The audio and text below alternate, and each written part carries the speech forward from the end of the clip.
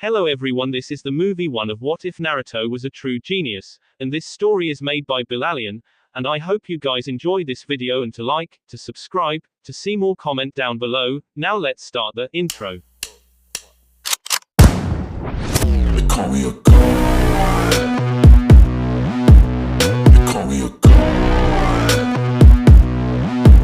They call me a god. Naruto was furious. Actually, the word furious doesn't even come close to describe the level of anger the orange-clad boy was radiating. In fact, this specific level of anger probably deserved a word of its own. What on God's good earth could make this boy so mad? Simple, a certain fate-obsessed Hyuga with a superiority complex. Flashback. Naruto was watching the Hyugas in their match at the prelims. Neji charged an almost unconscious Hinata. He was going to end this fight. He was going to avenge his father. He was going to remove this pathetically weak girl from the Hyuga clan and get away with it. It was the Chunin exams, after all. Suddenly his open palm was deflected by a Juken strike. Everyone froze as they looked at the person that had deflected Neji's attack. It was Naruto. It took a whole 10 seconds for this to register in anyone's brain. Naruto, the dead last, used the Juken. Everyone, excluding Shino, looked shocked. And everyone, including Shino, was thinking, how on earth does Naruto know the Juken? How can he even use it without the Byakugan? Naruto simply stared into Neji's pupilless eyes. And Neji found himself wavering under his gaze. He averted his eyes over to Hinata, who was barely standing, and staring in absolute shock at her crush. Naruto then spoke in a voice that demanded respect. He said, the match was called, Neji. Back down. Now. Neji surprised himself and obeyed the orange-clad boy. Naruto then turned around to Hinata, he walked over and hugged her. On contact, Hinata blushed, he's hugging me. Before anyone could think, what is going on? Both of them were enveloped in a red chakra. Fox's healing jutsu. Naruto said. Hinata started smoking for a brief second, and then it stopped. Naruto turned around and looked directly at the offender. Neji Hyuga, I find you guilty for attempted murder. For this, I swear to you on my Nindo, that I will cripple you, for life. And before anyone could say anything else, Naruto disappeared in a puff of smoke. Finally someone spoke up. What just happened? End flashback. Naruto turned the corner, that's it. That's the last straw. He thinks he's so high and mighty because he's a genius. Well, I'm going to show him what a real genius looks like. Naruto walked into his apartment and opened his closet. He reached behind the ugly eyesores the shopkeeper called a jumpsuit, and pulled out a box. It's time they know who the real Naruto is. Later that night, at the Hyuga compound, Hisashi Hyuga was sitting in his personal library, enjoying a good book and a cup of green tea. However, for some reason, his book was just not as interesting as the events his daughter had told him about. It seemed slightly unreal, but then again, the Namakazes always seemed to surprise him. So Minato's son can use the Juken, I'll have to ask him how he compensates for the Byakugan. Something behind him made a noise, he found nothing, and his Byakugan told him there was no genjutsu, but he knew there was something in front of him. Good evening, Lord Hisashi, said a voice that came from nowhere. I was just thinking on how the Namakazes never cease to amaze me. Hisashi said with a smile, and Naruto rippled into view, wearing a coat that looked just like the fourth's with the exception of the kanji, which now read, Fox. You do realize you have just told me my heritage, something that was not supposed to happen when I became a Chunin.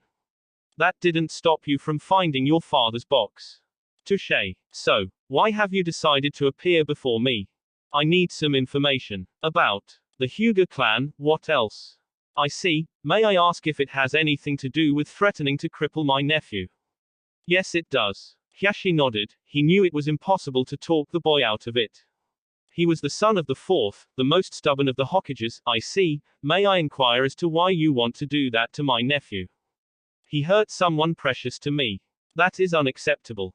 You do know that despite the fact that he tried to kill her, she really loves her cousin. If I had a family, I might understand that. Naruto, if you're referring to the fact that I didn't adopt you, Sandaime was keeping you safe by keeping your identity a secret, and if I had adopted you, too much suspicion would have been aroused. All the same, since you didn't adopt me, I grew up with the only comfort being the thing responsible for all of my torment and pain. Calm down, Kit. It wasn't his fault, Kyuubi said to the ranting boy. Fine, fine, forget I brought that up. Naruto said, but, all the same I need some information. Very, well what do you need it on? Neji, why he has such a annoying, fate-obsessed, oh so much holier-than-thou attitude. Ah, now that's a story, Hiashi went on to explain about Neji's father and the history the two brothers had. Naruto remained impassive. When he finished the story, Hiashi asked Naruto, is there anything else you need? Yes, I'm going to need some of your Juken scrolls. Alright. No objections about the Juken being a secret family taijutsu. Well, as far as I'm concerned, it will only be a matter of time before you become family. After all, my daughter will definitely accept the engagement to you, and you already know the Juken, or at least its basics. So you heard about that? Yes, and I must say I'm impressed. May I ask how you learned the style? When you have had a being as old as time locked into your stomach, you pick up a few things. So where did he learn it?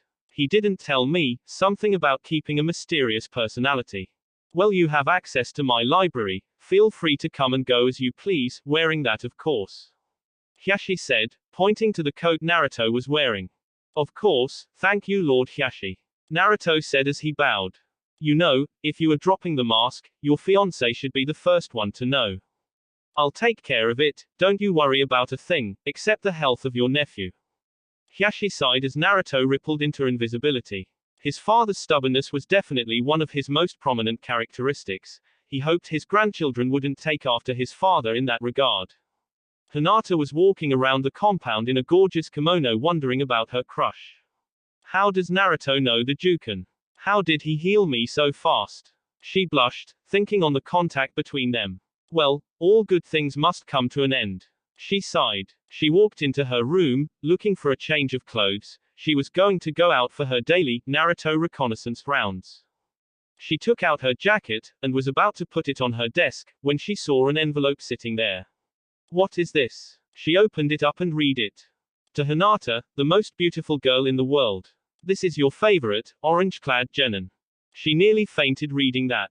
Now don't faint on me, I can't risk anyone seeing this letter. By the way, please burn this after reading it. Sorry you can't keep it as proof that I love you, but, this is very important.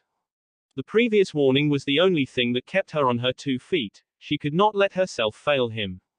Now there are some very important things I need to tell you.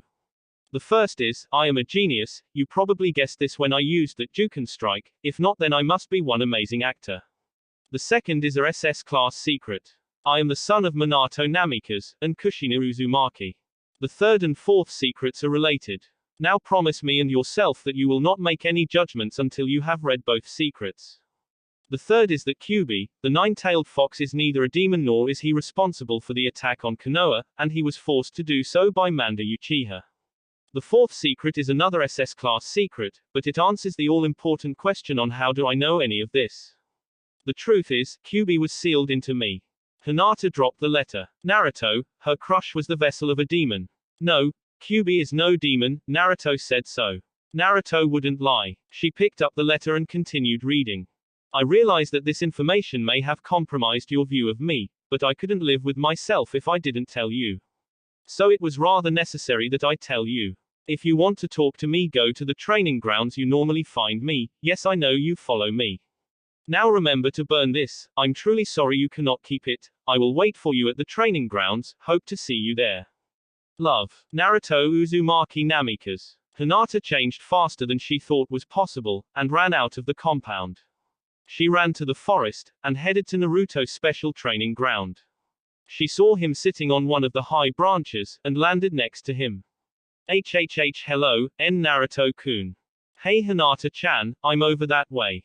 Naruto said, pointing to a small clearing. Hinata looked very confused, then suddenly it dawned on her that this was a shadow clone. She nodded and jumped away. This time she landed in the clearing. She looked over to Naruto, who was standing next to a man with red hair and what looked like 9 tails behind him. The man was also chained to Naruto. She looked at him, curious. Who was he and what was he doing chained to Naruto? Hello Naruto-kun, may I ask who he is? Hey Hinata-chan, yes you may ask, this is Kyuubi. Hinata's jaw dropped. This handsome, redhead was the Kyuubi. The 9-tailed fox. The Buji that had attacked Konoha. Why you're KKK Kyubi. Naruto and Kyubi just looked at her and in unison said, believe it. BBB but how? I think I should explain this one, Kit. Perfect gives me more time to analyze this jutsu. Naruto said holding a scroll in front of him. Hyuga-sama, I am Kyubi, and as Naruto's letter explained, I'm no demon.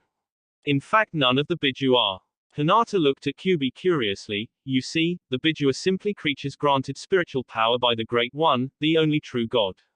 Why he did this, I have no idea. Just that he did and now I'm stuck in him. You make that sound like that's a bad thing. Naruto said. The only good thing that came from getting sealed into you instead of someone else is the development of your servant's freedom, jutsu. Kyubi said. Like it's my fault. If you want to blame anyone you should blame Mandra. Naruto said.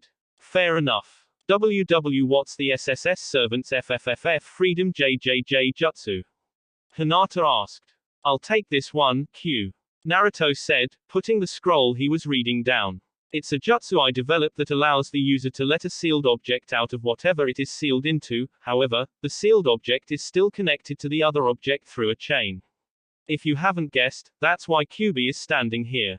This has allowed me to stop Q's complaining about not getting any fresh air. Do you have any more questions? Kyubi asked the Hyuga. How did you learn the JJJJ Juken? Hinata asked. How does anybody learn any of the taijutsu? Naruto asked back, the Juken is just another taijutsu style, the only thing that makes it so exclusive to the Hyuga is the Byakugan.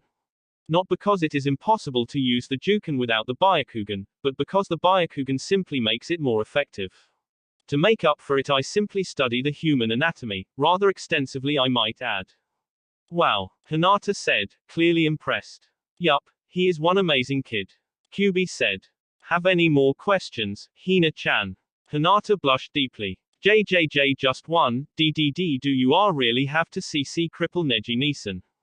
Naruto sighed, I knew it was going to come to this, I wish I could take it back, Hinata-chan, I really wish I could, but a promise is a promise, I will try to find some way around it, but I can't really promise that, I know that sounds lame but that's the truth. I hope that you'll forgive me. Even though I'm asking a lot, due to him. He said pointing to Kyubi. Naruto-kun, I could never be angry at you, or KKK Kyubi-sama you are both very KK kind people, BBB but please don't be TT too hard on him. I'll do my best, Hina-chan. Alright Q, after we finish studying these we're going to work on some ninjutsus, and then next on the list is kenjutsu. You got it Kit, I hope to see you soon, Hyuga-sama. GG goodbye Naruto-kun, I'll see you at the F finals. Bye. Hina-chan, I love you. She fainted. Naruto spent the next 2 weeks training, and training hard. He and Kyubi perfected their chain and sword kenjutsu, which was a mixture between the Demon Brothers' chain attacks, combined with many rather impressive kenjutsu. He also spent some time working on the Kaiten, and the other hackers. He even worked on combining the Juken and the Goken together, and found that after a lot of time, it could work. Dubbing the new style Kyubiken Nine Tails Fist, he continued to work and fix small flaws which he began to notice were dropping in numbers. Eventually he snuck to Team Guy's training ground and found a way to talk to Guy. He asked Guy to look over the style for him. Guy enthusiastically agreed. All the while he was screaming about bright flames of youth, compelling the youthful Naruto to create a new style. After showing Minato Guy the style, Guy simply hung his mouth open and then after 10 whole seconds said, if my prized student were to fight against this new style, he would not be able to come back for my teaching. Naruto thanked Guy for his opinion on his style but continued to work on it. He also took out his father's box which held a scroll for his two famous jutsus, the Rasengan and the Hiraishin no Jutsu. After a lot of studying, Naruto realized he may be able to the Rasengan, but the Hiraishin was definitely out of the question. The last week he was going to dedicate himself to seals. The entire time, while working on them Kyubi seemed distracted. Naruto let it pass by for the first 2 days, but on the third day his patience broke. Q. Pay ATENTTION. AHHG. Kyubi screamed before he landed face down in the dirt. Naruto went over to the Buji and helped him up. I'm sorry, Kit. I was just thinking about that Gaara kid. You mean the Sand Jinchuriki? Naruto asked. Is there another Gaara in a 4-mile radius? Funny. So what about him? Well, Shukaku may not have been sane, exactly, but he wasn't a psychopathic killer. Really? Well, now that you mention it, he did look like he hadn't had much sleep for a long time. Hey, I have an idea. What? You know how we were going to work on seals this week? Yeah, wait, you don't mean, no. No, I won't do it. You'll never get me to do it. No. Later that night, Naruto was hiding. This time, however, he was not hiding from Anbu for pulling a stupid prank. He was hiding from any prying eyes. This was a self-assigned mission of the utmost importance. I can't believe you talked me into this, Naruto said seemingly to himself. Trust me, Kit. This boy will thank you for the rest of your life for this. Naruto sighed. This was going to be a big job. Gaara sat on the musty old recliner. He hated his life. In truth, he could probably sum it up in 3 words: pain, death, and sleepless nights. That's 4 words, he corrected himself silently. Suddenly there was a shadow in the window. On instinct, the cork on his gourd popped open, and sand spilled down to his feet, only making a tiny rattle once it hit the floor. He waited, there didn't seem to be anyone here. Then he heard it, almost as light as the wind, a single word, floating to his ears. Gaara. He strained his ears, maybe he was just hearing things, or did the wind actually call him by name? Gaara, there it was again. The wind was talking to him, maybe all of those nights he spent staring at the ceiling were getting to him. Gaara, listen to me. There is a boy, just like you, meet him in the forest tomorrow, and you will find something you have been longing for. What will I find? Gaara asked, meanwhile thinking, now I'm talking to the wind, I really must be crazy. Then the wind said a word he thought he would never hear. You'll find a friend. The next morning Gaara almost dragged his siblings out the door, much to their annoyance. But, Gaara, I haven't had breakfast yet. The puppeteer complained. Shut up. Gaara mumbled and Kankuro wisely shut his trap. Gaara led both of siblings to the forest and told them to look for a boy. While both Temari and Kankuro were curious, they did not ask questions and began to search for a boy. Who was he? Didn't ask. Why was he here? Didn't ask. What were they doing looking for him? Didn't ask. And why this couldn't wait until they had eaten? They definitely did not ask. At 10 a.m. everyone was hungry, but fear of Gaara's wrath kept everyone going. Finally they heard a tune being whistled, and everyone jumped to see who it was. They found Naruto sitting on a rock, whistling to himself. Gaara walked up to the boy. Are you the one who is like me? Naruto smiled and said, yes Gaara, and I want to help you. Temari and Kankuro were walking back towards town. Naruto had told them to go eat and then wait back at the apartment. Both of them were very confused. Who was this Naruto? And why was Gaara ready to trust him at a moment's notice? None of it seemed right, but Gaara was very firm with backing up the boy's order, so they had no choice but to comply. That did not stop them, however, from making a mental oath. If anything happens to our search brother, we will kill you, Naruto. Gaara sat in the middle of a very well-organized blood seal. His eyes were filled with hope. This boy Naruto claimed he could fix his seal. Naruto explained that he held Kyuubi, and Kyuubi knew Shukaku, and only a deformed seal could make the one-tail a mass murderer. So he carefully examined the seal and after 30 minutes of studying did Naruto say he could fix it. Naruto explained that the seal's deformities caused several problems, the first of which was it forced Shukaku to take over as soon as Gaara fell asleep. Gaara of course knew this. What he didn't know was Shukaku had no say in the matter, making the insane Biju angrier, increasing the need to kill. Also the seal was messing with Shukaku's head, making him a killer. The final thing the seal did was it gave Gaara the ultimate defense at all times, which after further studying was only supposed to happen when Gaara wished to live. Gaara growled, but then Naruto explained that when the process was complete, Gaara would have more search control over sand than he could ever dream of having. And so Naruto immediately set to work, setting out the blood seal, and preparing Gaara for the repairing. Naruto then took out an ink brush, and carefully began to work on Gaara's seal. Suddenly Gaara heard that voice, kill him, he is no friend, he will kill you like the rest of them. But then he heard the same voice again, but it said something completely different, don't listen to me. I don't know what I'm talking about. Well that's new, Gaara thought. No, shut up, listen to me, you have no friends, shut up yourself. Naruto is a friend. No, he will kill us, you must destroy him. If he's going to kill us, then I'm Napoleon. Gaara simply sat and listened to the argument Shukaku was having with himself. It was very interesting having the same person change views in a matter of seconds. But one thing he noticed was whenever Shukaku said to kill, he didn't feel like he needed to, like it was more of a suggestion. Then there was silence. And there you go, Naruto said. Gaara blinked. You're finished. Yes, the real Shukaku should be able to talk to you, and you should be able to get a good night's sleep. Naruto, thank you. Is there any way I can repay you? Don't worry about it, what are friends for? Friends, he thinks of me as his friend. Gaara then did something he had not done for a very, very long time, he smiled.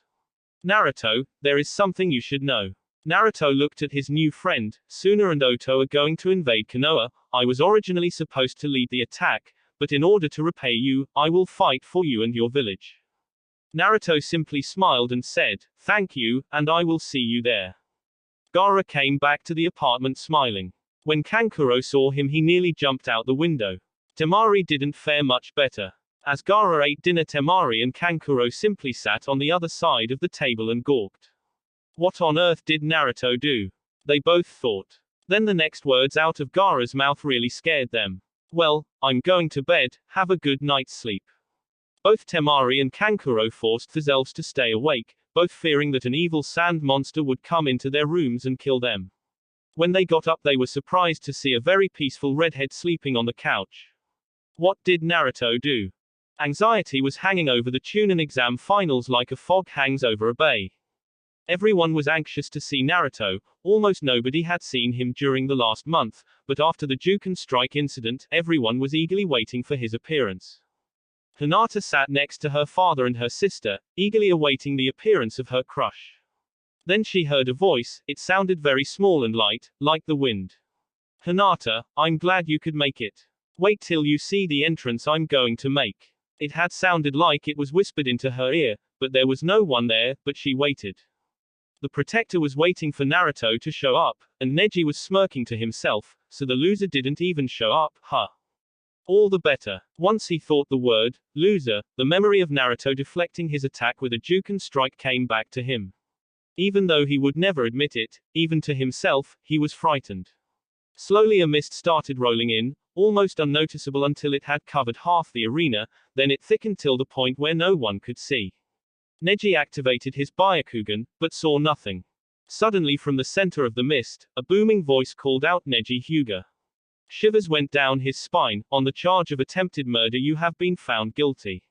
Your punishment shall be. Me. The mist faded away and in the center stood a certain blonde ninja.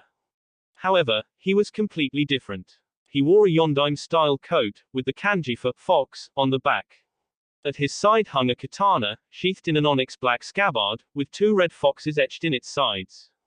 He wore a white shirt with a red spiral pattern on its front, and black pants. He also wore black ninja sandals. Neji Hyuga, today I fight you, not as Naruto Uzumaki, but as Naruto Namikaze, son of Minato Namikaze, better known as Yondaime Hokage, Konoha's Yellow Flash. Neji was doing all he could to keep himself from laughing. This dead last loser was Yondaime's son. In his dreams maybe. You, Yondaime's son. What planet are you on? Naruto simply opened his mouth and said, you may not know who I am, Neji, but I know you. What do you know about me? Neji Hyuga, age, 13, eye color, white, hair color, black, birthday, 3rd of July, birthplace, Konoha, blood type, O, rank, genin, hobbies, meditation. Neji Hyuga is the #1 rookie of his Ninja Academy graduating class. He is also considered to be the strongest and most talented of all the Konoha genin, until today that is. He also thinks his father was forced to go in Hyashisama's place when Kumo demanded a body in retribution for the death of one of their men, when in fact Hayase volunteered. He also is stubborn, hot-headed, fate-obsessed, and has a superiority complex that dwarfs the entire ego of the Hyuga clan. Neji was impressed. Most of that information was true. And it was impressive the idiot knew some of that. But there's more. Neji Hyuga also thinks that he has suffered in life because he lost his father. Well, today, I plan on showing him what suffering truly is. What do you know of suffering? Neji said, about to go into a long speech about the caged bird seal. I know that you don't need a seal on your forehead to feel pain. Naruto shot back. Neji blinked. How did he know about that? Let me tell you what suffering is, before I show you. Suffering is when you never really know your parents. Suffering is not having someone to comfort you from your nightmares when you were little. You at least have memories of your father. I didn't even know his name till I turned 8. Suffering is being hated by this village, maybe even more than a Rouge Nin would be hated. Suffering is having attempts on your life happen regularly since the day you were born. Konoha's council wanted me to die the moment I came into the world. You think you know what suffering is? You haven't even begun to understand the word. Silence. Many in the stand stared at Naruto in wonder. Was it really that bad for him? Even some of the adults who had mistreated him gaped. I knew I glared at him, but attempts on his life. Neji too stared at the boy. He's gone through all of that. So, Neji, prepare yourself. Pain is waiting just around the corner. Naruto said. The protector started the match, and Neji activated his Byakugan, and slipped into the Juken stance. Then Neji noticed something. He couldn't see Naruto's chakra coils, or the chakra points either. Naruto, however, had a huge grin growing on his face. Weird how you can't see my chakra points, huh? Neji looked up at Naruto, waiting for an explanation. The first gift from my parents, my father's coat of invisibility. Designed by Hiashi Hyuga during his teenage years, he wanted something he could use to sneak out of the compound without getting caught. So it not only hides my physical being from view when activated, it hides my chakra from your eyes even when it isn't on. Cool, huh? Neji realized something very important. His entire attack plan was rendered useless. Without seeing the chakra points, or the coils, his Juken would no longer be effective, and his plan to render Naruto useless was a bust. One thing he didn't realize, he was open for attack. Yaaaah. A voice yelled behind Neji, who was suddenly flying forward toward Naruto. Naruto sidestepped, as if he was dodging a person walking by. Neji landed with an oof. He looked behind him just in time to see a Naruto ripple into view. Then the Naruto that had just appeared, disappeared in a cloud of smoke. Oh, how the mighty have fallen. Naruto said, but you see, now that I've rendered your Byakugan useless, we can have a fair Juken fight, what do you say? Neji didn't say anything. Instead, he charged Naruto for all that he was worth. He launched 2 palm strikes toward Naruto, both of which he dodged easily. Then Naruto sent a palm strike of his own, into Neji's thigh. Aaagh! He cried, clutching his leg in pain. Neji landed on his backside, clutching his leg until the pain subsided. Then Neji looked up at Naruto and smiled. You are in my field of divination. Haka Rokujian Sho, 64 palms. Hakusho Kaiten. The crowd gasped. Naruto knew the Kaiten. What more could he do? Ah! Neji cried as he felt the pain of his own attack. He fell backwards, onto the ground. Before he could move to get up, he heard, Earth style, Bone Breaker no Jutsu. Suddenly Neji's arms and legs were caught in large rock restraints, firmly locking him to the ground. Neji, this is your last chance, apologize to Hinata. Why should I, a genius, apologize to that weaaahhh? The restraint holding Neji's right leg had split in the middle. This would not have been so bad if the halves hadn't started moving. One half started heading left, the other started moving right. 5 seconds later, a sickening crack echoed in the stadium.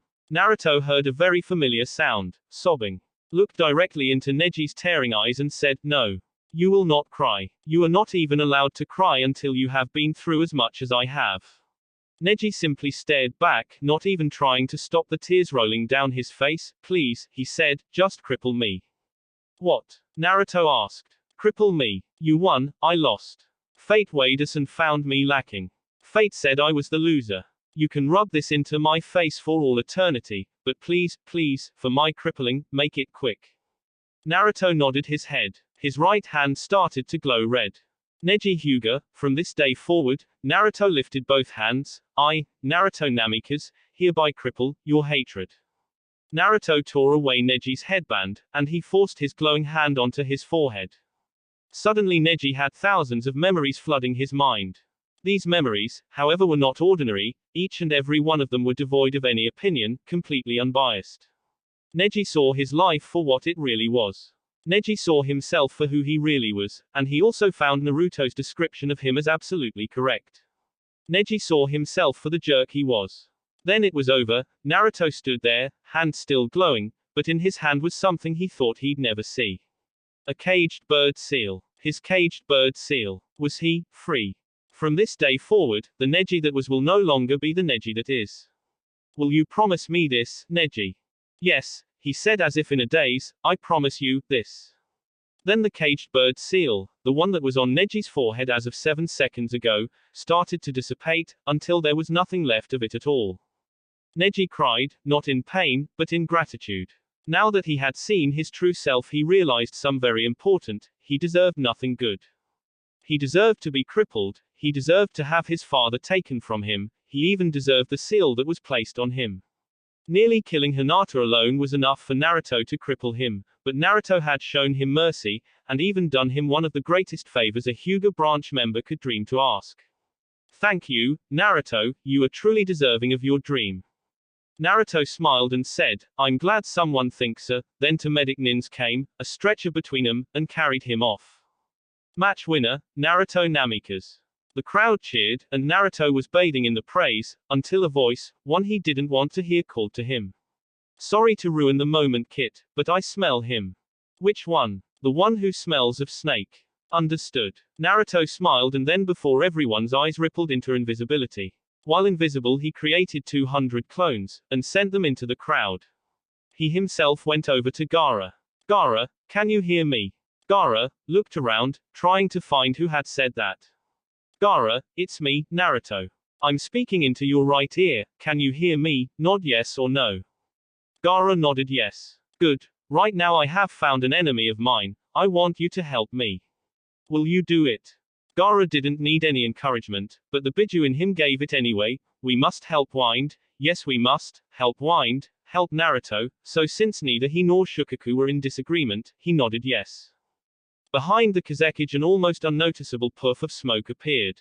There is one thing you should know, my enemy is acting like the Kazekage. Gaara simply nodded. Then he faced his siblings. Neither one of you will fight in the invasion, if you do, I will kill you. Neither of them argued. Suddenly out of nowhere, the Kazekage went flying to the arena floor. Aahhhh. What the? Cried Sarutobi. Then something else happened, something nobody expected. The Kazekage's face came off. There it floated 3 feet above the ground. Then they saw who the Kazekage really was. Orochimaru was staring straight at the face he had used as a mask. Then he started to see the fist that had grabbed it. Then he saw the arm, then the torso, then the other arm and the legs, but the one thing that caught his attention was the red chain that was connected to his wrist. That chain ran over to another arm, which led to a red-headed man with an aura that looked like 9 tails behind him. My father's second gift to me, Kyuubi. Naruto said simply. He then turned to Orochimaru. You remember Kyuubi, don't you? Because he remembers you. And how you brutally murdered my kit, and my mate, and let's not forget how you taught Mandra Uchiha how to use the advanced Sharingan to control Biju. As far as I'm concerned, you are about as much to blame for my attacking Konoha as that annoying team. Orochimaru stood up and said, yes I did, but you are a demon, who's to say that you wouldn't attack Konoha anyway? Naruto and Kyuubi looked at each other, and laughed, leaving Orochimaru in the dust as to what they were both thinking. What is so funny? He asked, very annoyed. Naruto and Kyuubi ignored the Sannin, only succeeding in making his even angrier. What is so darn funny? Naruto, after composing himself, said to the snake Sannin, why don't you ask you sensei? Orochimaru looked at the boy quizzically. What could the boy possibly mean by that? The Sandaime simply stood and said loudly so everyone in the stadium could hear him, he means that none of the Biju are actually demons. Everyone gasped, they are simply intelligent beasts with more power than many can believe. In perfect truth, Biju are actually good-hearted creatures, and well as Naruto says, believe it. Well there you go, right out of the Hokage's mouth. Naruto said with a grin across his face. Now as for you, he said pointing directly into Orochimaru's face, well, let's just say we got something special in mind for you. Suddenly Kyuubi and Naruto charged Orochimaru. He easily dodged both of their attempts to ram him, or so he thought. This fantasy was shattered as soon as the chain between them hit him in the chest. Suddenly the Biju and his vessel turned around, crossing the chain over itself, successfully wrapping the Sannin in the chain. Now we're going to have some fun, Naruto said with a sadistic grin. Oh yes, I love this part. The air itself seemed to tense with suspense when suddenly Kyuubi and Naruto did the most unexpected, cruel, and vicious torture known to man. They broke into song. Yondaime, Yondaime, Yondaime. Minato Namikaze beat the snake, and took his sake. And drank it all away, hey. Almost everyone sweet dropped. The Sanghi verse again, jumping around Orochimaru, with all of the energy of schoolboys. Now for the second verse. Hooray, hooray, hooray hey. Naruto Namikaze beat the snake for goodness sake. And threw him far away, hey. Meanwhile in the stands, anyone who had any sort of relationship with the boy were now denying that they knew of his existence. The only ones who actually said they knew him were proud of the court that he had caught a Sannin and was humiliating him before all of Konoha. A kunai sliced through the air, heading toward the boy, it thrower smirking to himself, the boy go too cocky, a true ninja should know better. His smirk died as soon as the kunai hit a wall of sand. Geez, Gaara, nothing like waiting till the last minute, huh? Naruto said as the redhead made his presence known. Hey, I came didn't I? Gaara said, huge smile on his face. The one who had stood in Orochimaru's defense thought maybe now would be a good time to leave. Only to find his feet caught in sand. The ninja paled. Hey, would you by any chance have Orochimaru's lackey caught, do you? Naruto nearly laughed. Why don't you ask him? Gaara replied. Ahhhhhhh. Someone screamed. Then a huge tentacle of sand revealed that someone to be Kabuto. Absolutely wonderful, now they can both die. If you kill me, Suna will attack. Orochimaru yelled. No, they won't. Kyuubi told him, you see, the kid had sent about 100 clones out into the city, these clones took out any of your Oto nins, while at the same time, telling the Suna nins what happened to their Kazekage, which, in order to get his face, has to mean you killed him. Trust me, they won't lift a finger to help you. Orochimaru was in shock, absolute shock. He had nothing left. Every single trick he had was counted, he had nothing left at all. Now, Naruto said, for your punishment, you will be locked in an unbreakable dome of sand, with Kyuubi, and both of you will be restrained to keep you from performing jutsus. The dome started to form and Naruto preformed the bone breaker jutsu, keeping both Kabuto and Orochimaru restrained. Once the dome covered his head, Kyuubi began, now Orochimaru, my kit and mate are going to be avenged, with a little of my own pain thrown into the mix. Haha. Orochimaru felt his bladder go. It took 3 minutes. Only 3 minutes. As soon as the dome closed a muffled scream was heard. Gaara used his third eye jutsu to look inside but deactivated after 2 seconds of witnessing what the Biju was doing. 3 minutes was all it took.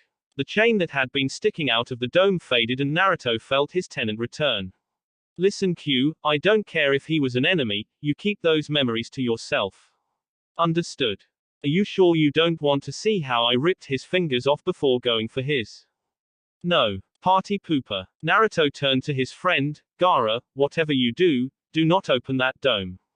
Why not? Gaara asked, unknowingly letting the barrier drop a little. A Junin tossed his cookies over the side of the arena. Hyashi quickly covered Hanabi's eyes. Hanabi got her sister's eyes while Hinata covered her father's. Gaara. Waro crap. Gaara quickly recovered the gore that Q had left behind. Finally, Naruto turned and said, this proves 2 very important things, Kyuubi could have done a lot worse the day he attacked, and you never, ever, mess with a Biju's wife. Sasuke, along with his sensei, suddenly appeared at the arena, to find his everyone in a stupor. They seemed to be traumatized by something. Finally, after his appearance was ignored for 3 minutes, he screamed at the top of his lungs, what happened that was so amazing? No one said anything, and kept ignoring him.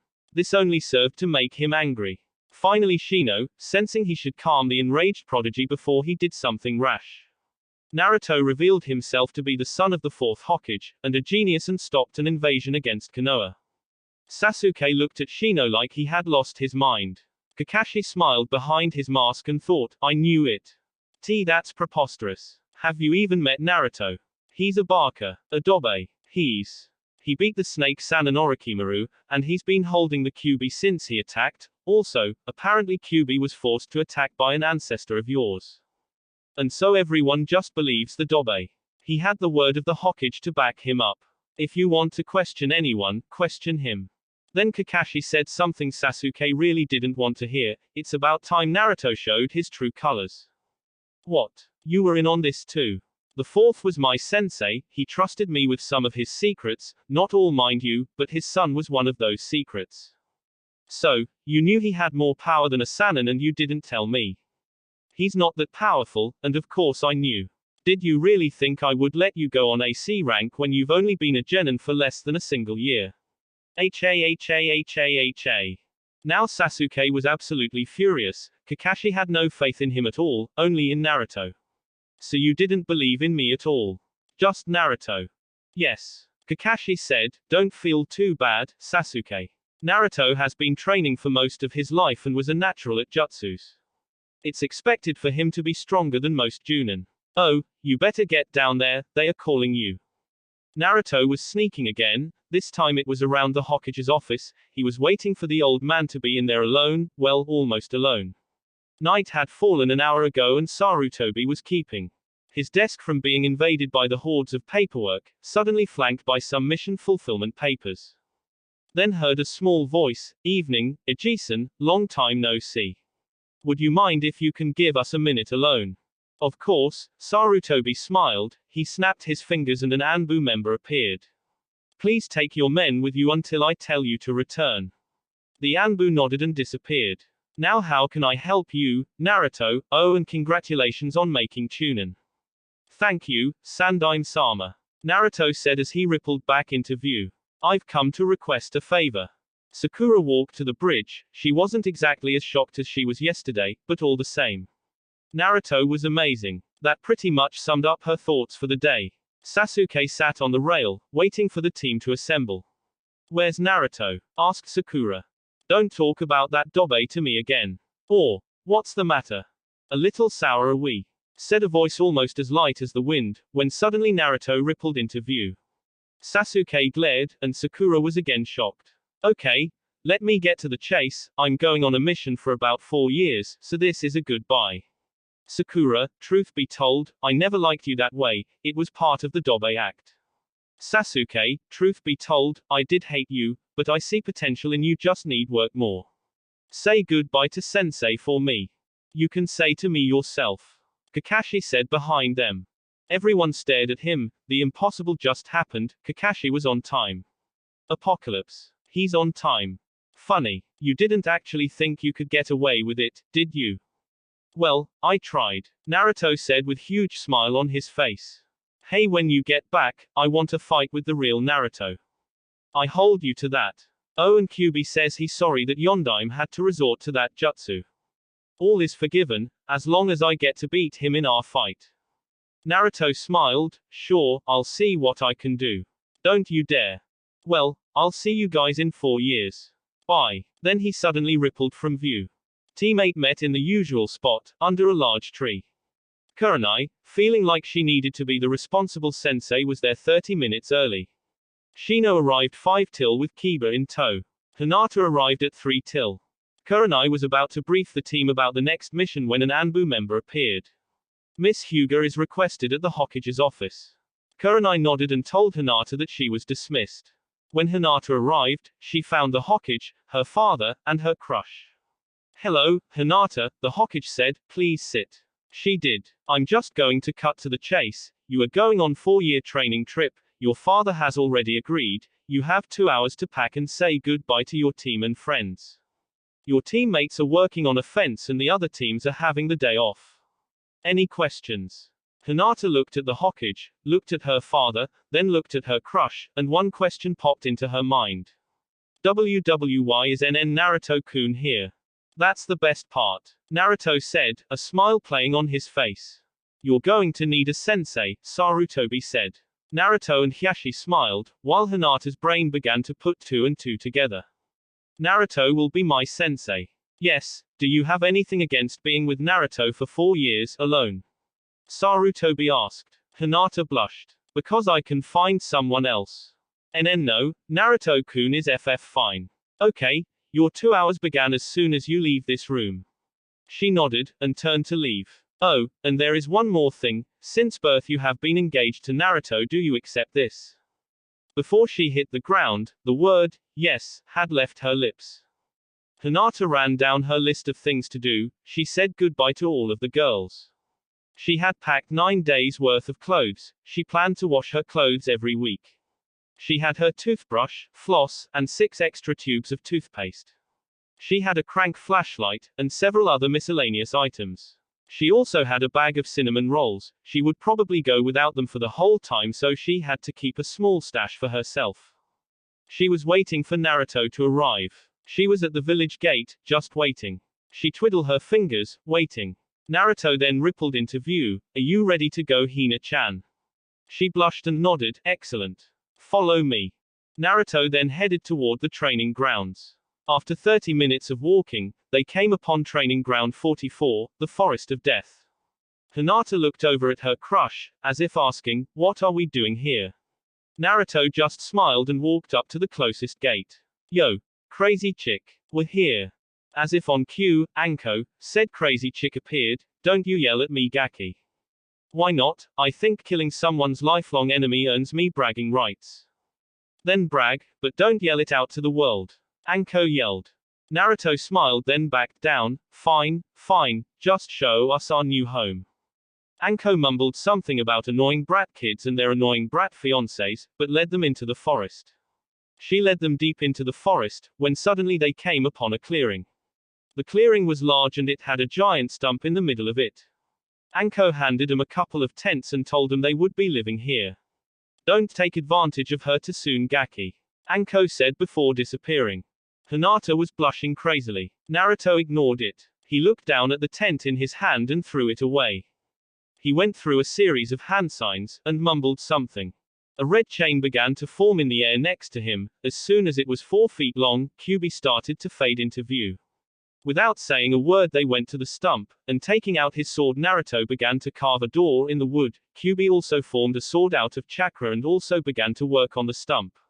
After 30 minutes, Naruto came back out, Kyuubi in tow. Naruto grabbed his bag and disappeared back into the stump, and then he told Hinata to come in.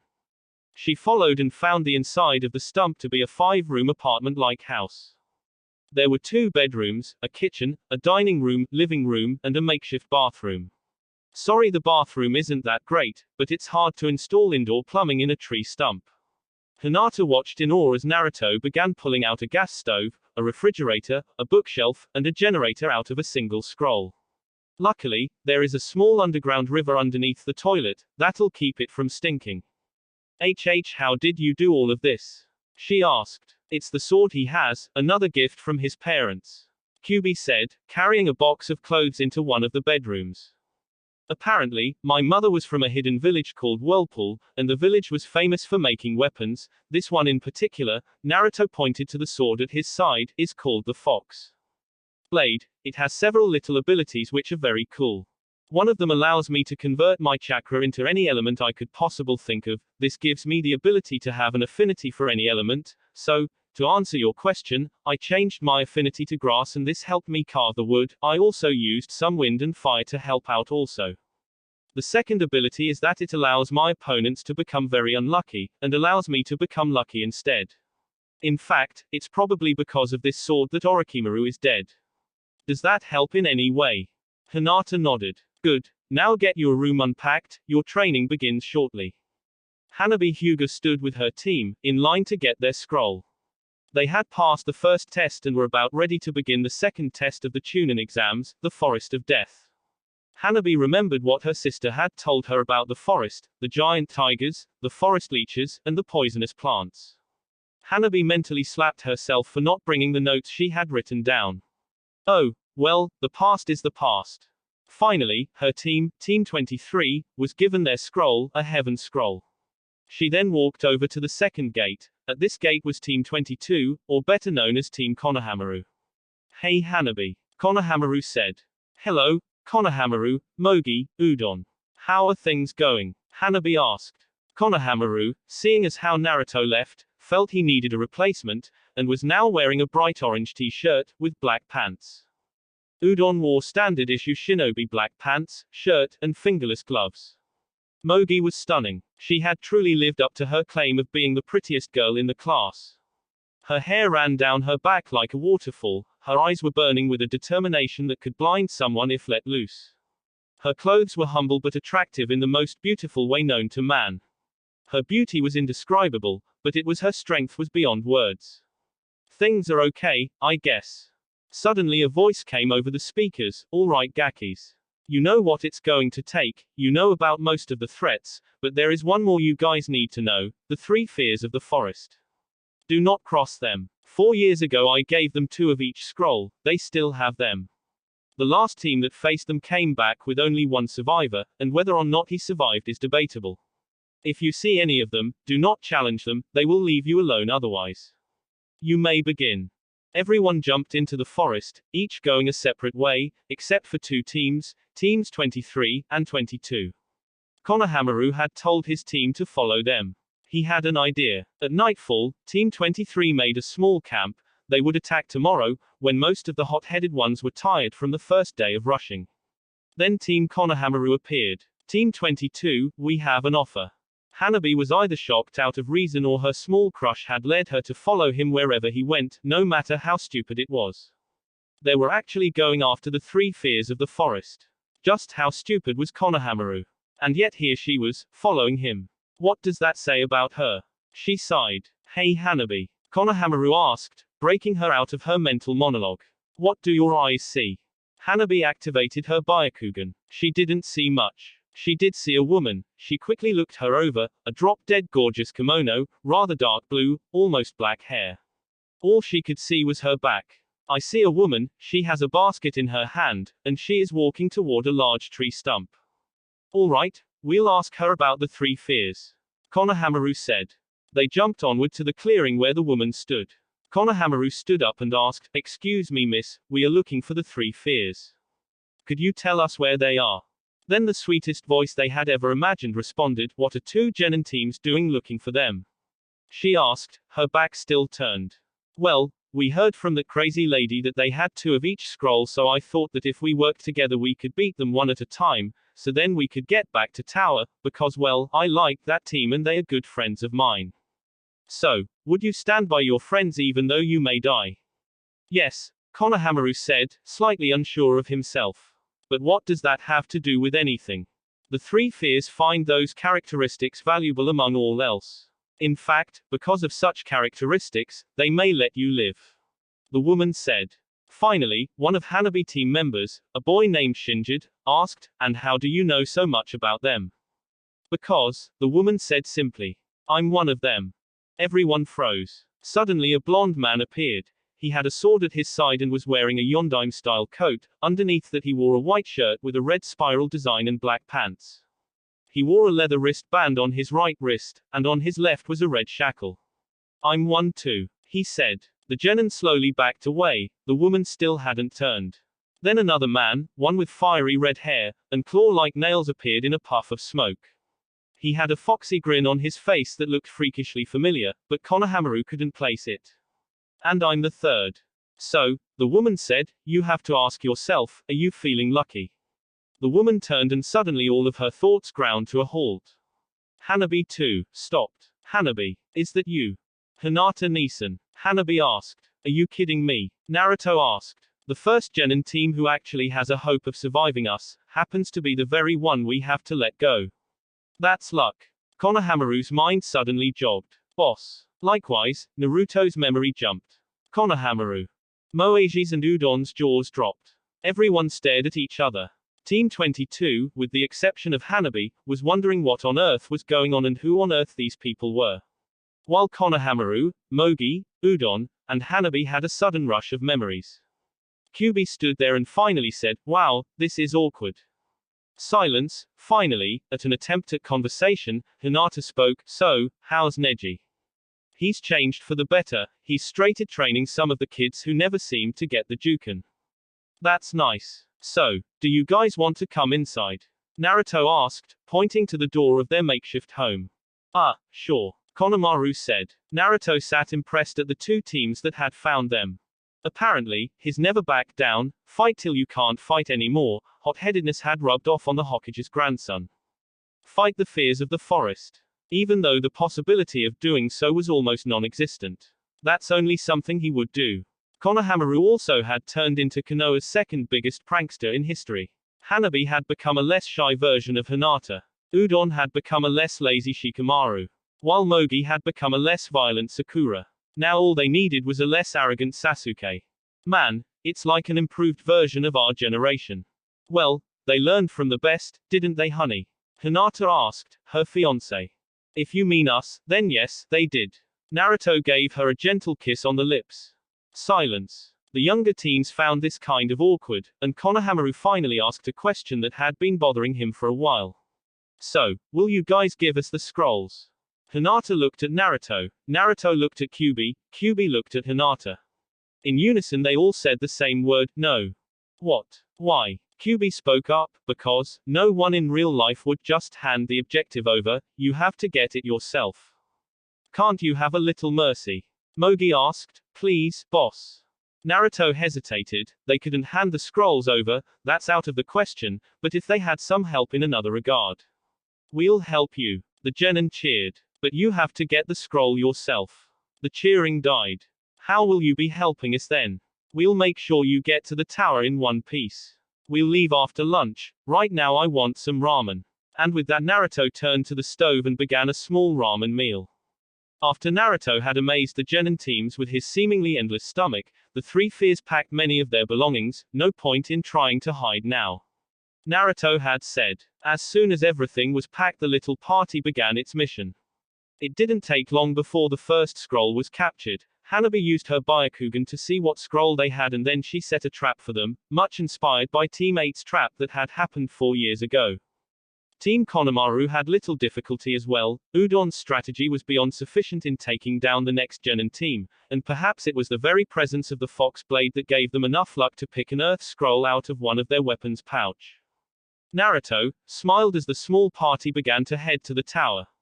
He was coming back to his friends, he was coming back to civilization, he was coming back to indoor plumbing, and most importantly he was coming back to the world's best ramen and the village he had sworn to protect. Then the one thing that could dampen his mood came up, someone was following them. No doubt Hinata and Kyuubi felt it but they were remained completely calm and looked completely oblivious. Naruto opened his mental link with his tenant, let them attack first. Understood. Hinata had silently activated her Byakugan and was watching the genin as they approached. Naruto's face slowly grew into a smile, this was going to be fun. He touched the hilt of his sword. Crack. One of the unlucky genin that had been sneaking up on the company, had stepped on a certain branch. This branch had been the home of a colony of termites. In fact, this branch was near its breaking point, all it needed was the slightest push. The genin fell to the ground with a crash, when suddenly said termites, finding their home disturbed, began their attack on the closest living being, this being was the unlucky genin. Get them off of me. Naruto, Hinata, and Kyuubi all smiled. How unlucky, Naruto said, continuing on his way. Team 22 and 23 stared at the genin who was on the edge of lighting himself on fire to get the termites off, then noticed their bodyguards had just kept walking. They caught up to them, when they suddenly heard Kaiten, Gokakyu no Jutsu. Suddenly, another sound reached their ears, the sound of a genin burning his own skin off. The barker. They heard Naruto mumble, he could have jumped into the pond. Kaiten, Gokakyu no Jutsu. Suddenly a huge fireball came roaring toward them. Hinata didn't even turn, Suten, Daibakufu no Jutsu. Suddenly, a giant whirlpool appeared out of the pond and engulfed the flames. Then the whirlpool kept going and a scream was heard in the distance. For reference sake, this is the jutsu Kakashi used against Zabuza at the end of their first battle. Hanabi gawked at the new power her sister had acquired. The jutsu she had just used was amazing. Finally, the third genin appeared right in front of the small group. You won't get past me, he cried. I had the first one. Naruto said. Well, it's not my turn, I had that girl who used the fire jutsu. Rather impressive she did that, actually. Hinata said, whispering the last part to herself. Guess it's my turn, Kyuubi sighed. Kyuubi walked in front of the group. His killer intent spiked. His red eyes had an animalistic look, his whisker marks became actual whiskers, his teeth grew longer, his ears became pointed and moved to the top of his head. He dropped onto his hands and feet, his flaming red hair grew over his whole body. Kyuubi was the fox once more. His giant figure towered above everyone, the genins cowered, leaving only Naruto and Hinata standing. The fox inhaled with his nose, it was like a whirlwind. You smell like fear. The boy turned to run, but only wound up running into a trap he had set for a battle. The trap was very effective. The boy would never move again. Kyuubi reverted back into his human form. Let's go, I want some ramen. When Team 22 and Team 23 entered the tower, they split up and said the goodbyes. Naruto along with Q and Hinata stayed with Konohamaru. And when they opened the scrolls they found a very shocked Iruka. Nana Naruto. Hey Iruka, it's been what, 4 years? What are you doing here? I came to say, we're back, and ready to rock. Hokage Tower was a mess. The secretary was unconscious. The halls were littered with paper, dropped by workers who didn't watch where they were going. The teams that were there for missions, reporting or accepting were shocked into a stupor, and the Anbu guards could barely stand on their own 2 feet. The old man's pipe had clattered to the floor, and the Godime Hokage's sake battle accompanied it. Oh man, someone beat me to it. Naruto said as he came in, noticing Tsunade sitting in the Hokage's chair. Oh well, position for the 6th is still open, right? Naruto asked the aging man. Tsunade turned to Sarutobi. This, Naruto. Sarutobi nodded. I think so anyway. I was going to say he looks like his dad. Yeah, me and my old man are pretty alike, there's only one difference, Naruto said, I'm better. And you're humble too, Hinata mumbled, jokingly. I heard that. You were supposed to. Alright, enough. No picking on each other until we get to the house. Kyuubi said. Speaking of which, is the Namikaze estate ready to receive us? Almost. We couldn't get into your father's mansion because we were in need of your blood. Sarutobi said. Okay, we'll take care of that when get there, but I have a couple of things to do first, one of which is to report my last 4-year mission. Let me begin by saying, it was a complete success. Naruto continued on to say how Hinata has changed and so on, how much stronger she is, the new jutsus and taijutsus she has learned, among other things. Sandaime smiled the whole way through. See, Tsunade, I told you he'd make a good teacher. Naruto's mind, hearing the name for the first time, finally recognized the woman, so that's the legendary sucker, huh? This just might work. Naruto smiled. Secondly, I have a complaint. Immediately, everyone's undivided attention was on the blonde. Due to Hinata's new growth, and my mask's destruction, I feel that my remaining in Team 7 is only a waste in my time and skill. I also feel the same about Hinata in Team 8, don't get me wrong, our experience in both teams was vital to our growth, but to better use our abilities, I believe we should form a new team. And why do you believe that a new team would be beneficial to Konoha? Tsunade asked. Because without me on Team 7, it would allow Sasuke and Sakura more time to grow, allowing for him to become more powerful before attempting to kill his search brother. Also, as Hinata's sensei for the past 4 years, I know her tactics and strengths, something that would take Team 8 a while to discover, and thus it would be a waste of time and manpower. As if that's not enough, it's no secret that myself and the Uchiha don't get along. Tsunade looked impressed. Those certainly were good reasons, but the teams were the teams. You have some good reasons, I'll admit, but I'm not going to change the teams. Naruto looked at her, a devious grin on his face. Then how about a bet? Tsunade both hated and loved those words. The look on her face was one of inner conflict as she tried to pry the dice out of the hands of her inner gambler. What do you have to wager against me, the Hokage? She asked, trying to discourage herself from taking the bait. How does a list of all the jutsus I've made sound? I'll even add a nice retirement home in the Namikaze estate for you. Sandaime's eyes went wide. That was something he'd kill for, a home in the nicest place in Konoha. To live there until the end of his days, that was heaven. Tsunade's inner gambler had already thrown the dice. What's the challenge? Naruto smiled. 3 Chunin, 6 Junin, against me, Hinata, and Kyuubi in his human form. Tsunade looked at the 3 of them, 3 of their best Chunin and 6 of their best Junin. There's no way these could survive. You're on. Naruto looked the Junin over. All of them were familiar faces: Kakashi, Guy, Asuma, Anko, Ebisu, and Kurenai. The Chunin were completely new to him, but that didn't matter. Naruto then checked the environment, a lake nearby, a large open field, with trees surrounding the field and the lake. Looks like we're going to get our fight, Kakashi. Naruto said. Kakashi gave an eye smile and pulled out a kunai. Looks like it, Naruto. Kyuubi, listen good, when you see Hinata, tell her we each get 2 Junin, and 1 Chunin, I get Kakashi, Guy, and the short Chunin with red hair. You get Anko, Asuma, and the big guy. Hinata will get Ebisu, Kurenai, and the Hyuga Chunin. Gotcha, Kit. I'll tell her as soon as she gets back from changing. The redhead Chunin was pacing back and forth. What on earth are we waiting for? My girlfriend to change, she doesn't want her kimono getting dirty. Naruto answered him. Like that's all she has to worry about. The Chunin chuckled. Naruto was tempted to say that it was all she had to worry about but decided against it. No need to get the guy riled up. A familiar scent wafted under his nose. And here she comes, Naruto said. Kurenai's jaw dropped to the floor. Hinata had ditched the kimono for Anbu-like battle gear. She had iron-plated gloves that went up to her elbows, a dark blue flak jacket, not a Chunin one, because she had to be re-ranked, but that would change after the fight. She wore black pants and a blue jacket, not as large as she wore during her genin years. In fact, this one was nothing like that jacket, it was more like Naruto's coat than a jacket. Underneath her jacket she wore a black fishnet shirt. Have I told you how beautiful you look in that? Naruto asked his girlfriend. Only 50 times. Hinata answered. Well, make it 51. Okay, lovebirds. Pay attention, we've got a bet to win. Kyuubi told the two. You're not worried, are you, Q? Me. Worried. Ha. In another life, maybe. Good. We don't need you turning tail. Hey honey. Hinata asked, how are we going to take them? 3 fears techniques. Naruto replied, and if they come back then we can practice taijutsu. Okay then, we'll do. Are you ready to begin? Tsunade asked.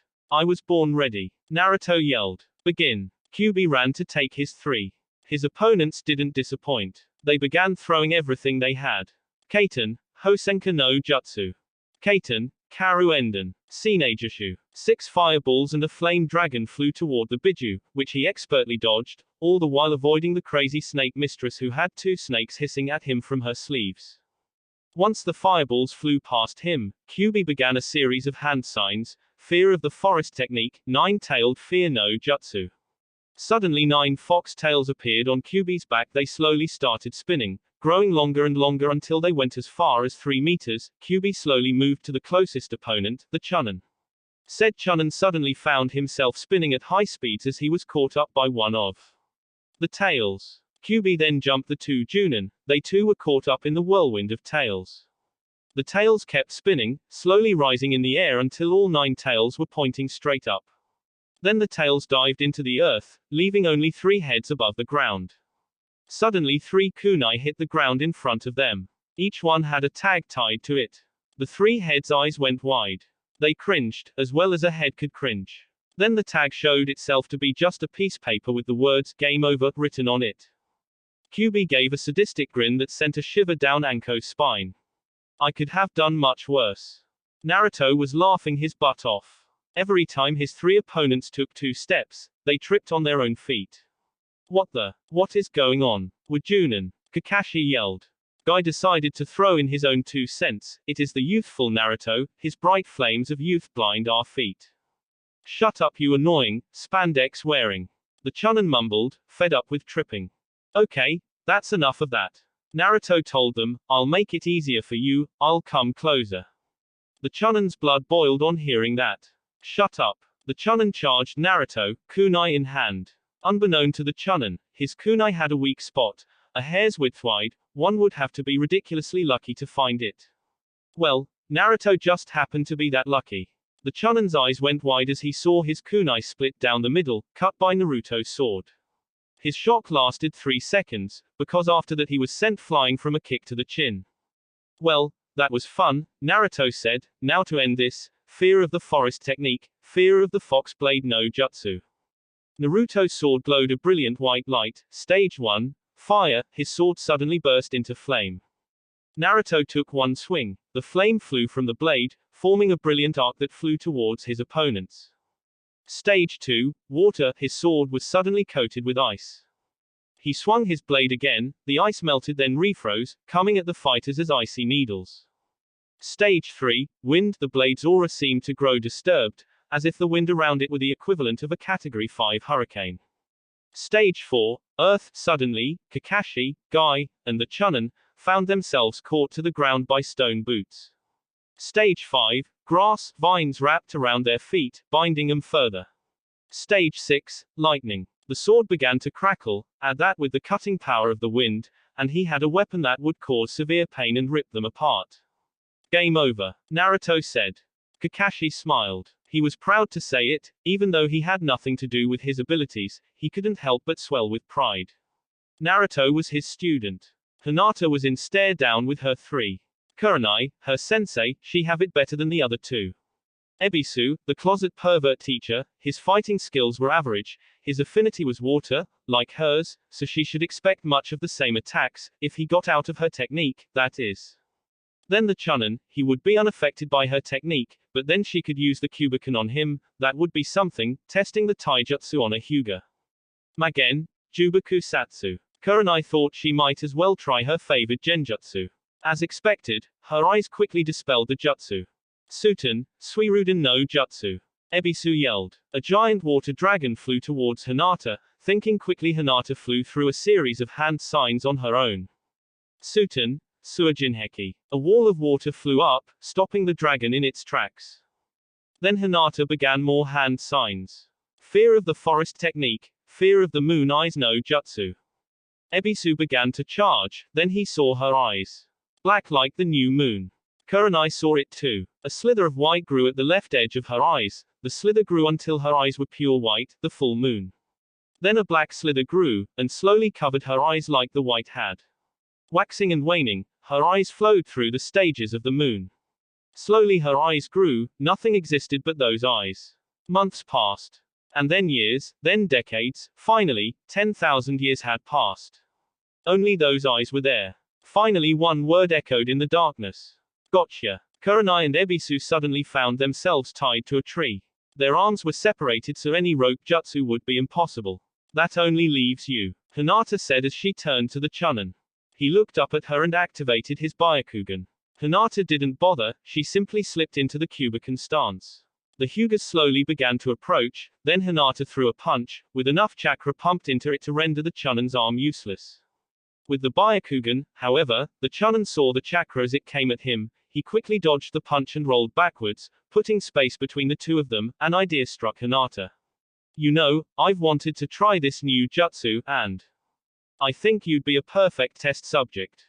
Shugo Haka Rokujian Show. The Chunin suddenly found himself dodging thousands upon thousands of beams of chakra. Suddenly his arm was hit by one. He felt like his arm had been ripped open. A glance at his shoulder proved it had been. Another one hit his leg. Finally, Hinata stopped firing. She took one look at the wounded Chunin, and fired one single shot at his chest. Luckily for the Chunin, it was much weaker than the first ones. He passed out. Hinata walked over and began to look over the wounds her jutsu caused.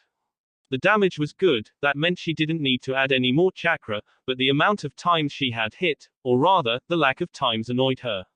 She made a mental note to speed up the overall jutsu.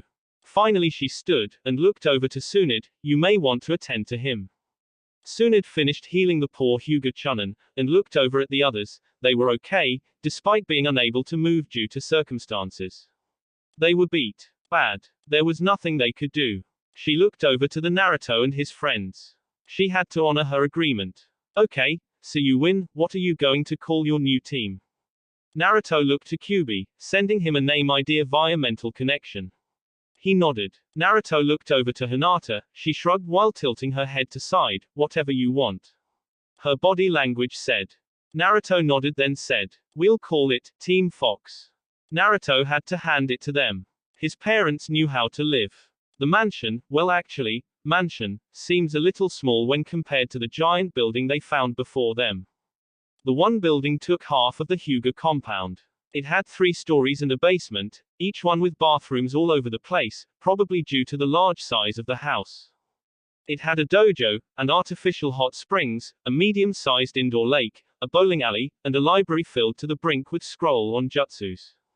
Naruto rubbed his hands in anticipation. He couldn't wait to start.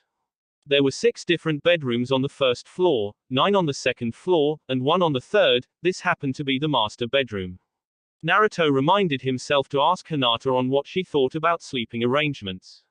Finally, there was the kitchen. It was big. It was large enough that it took more than 10 seconds to cross it. When Naruto opened one of the cabinets, he nearly cried. It was a recipe for ramen.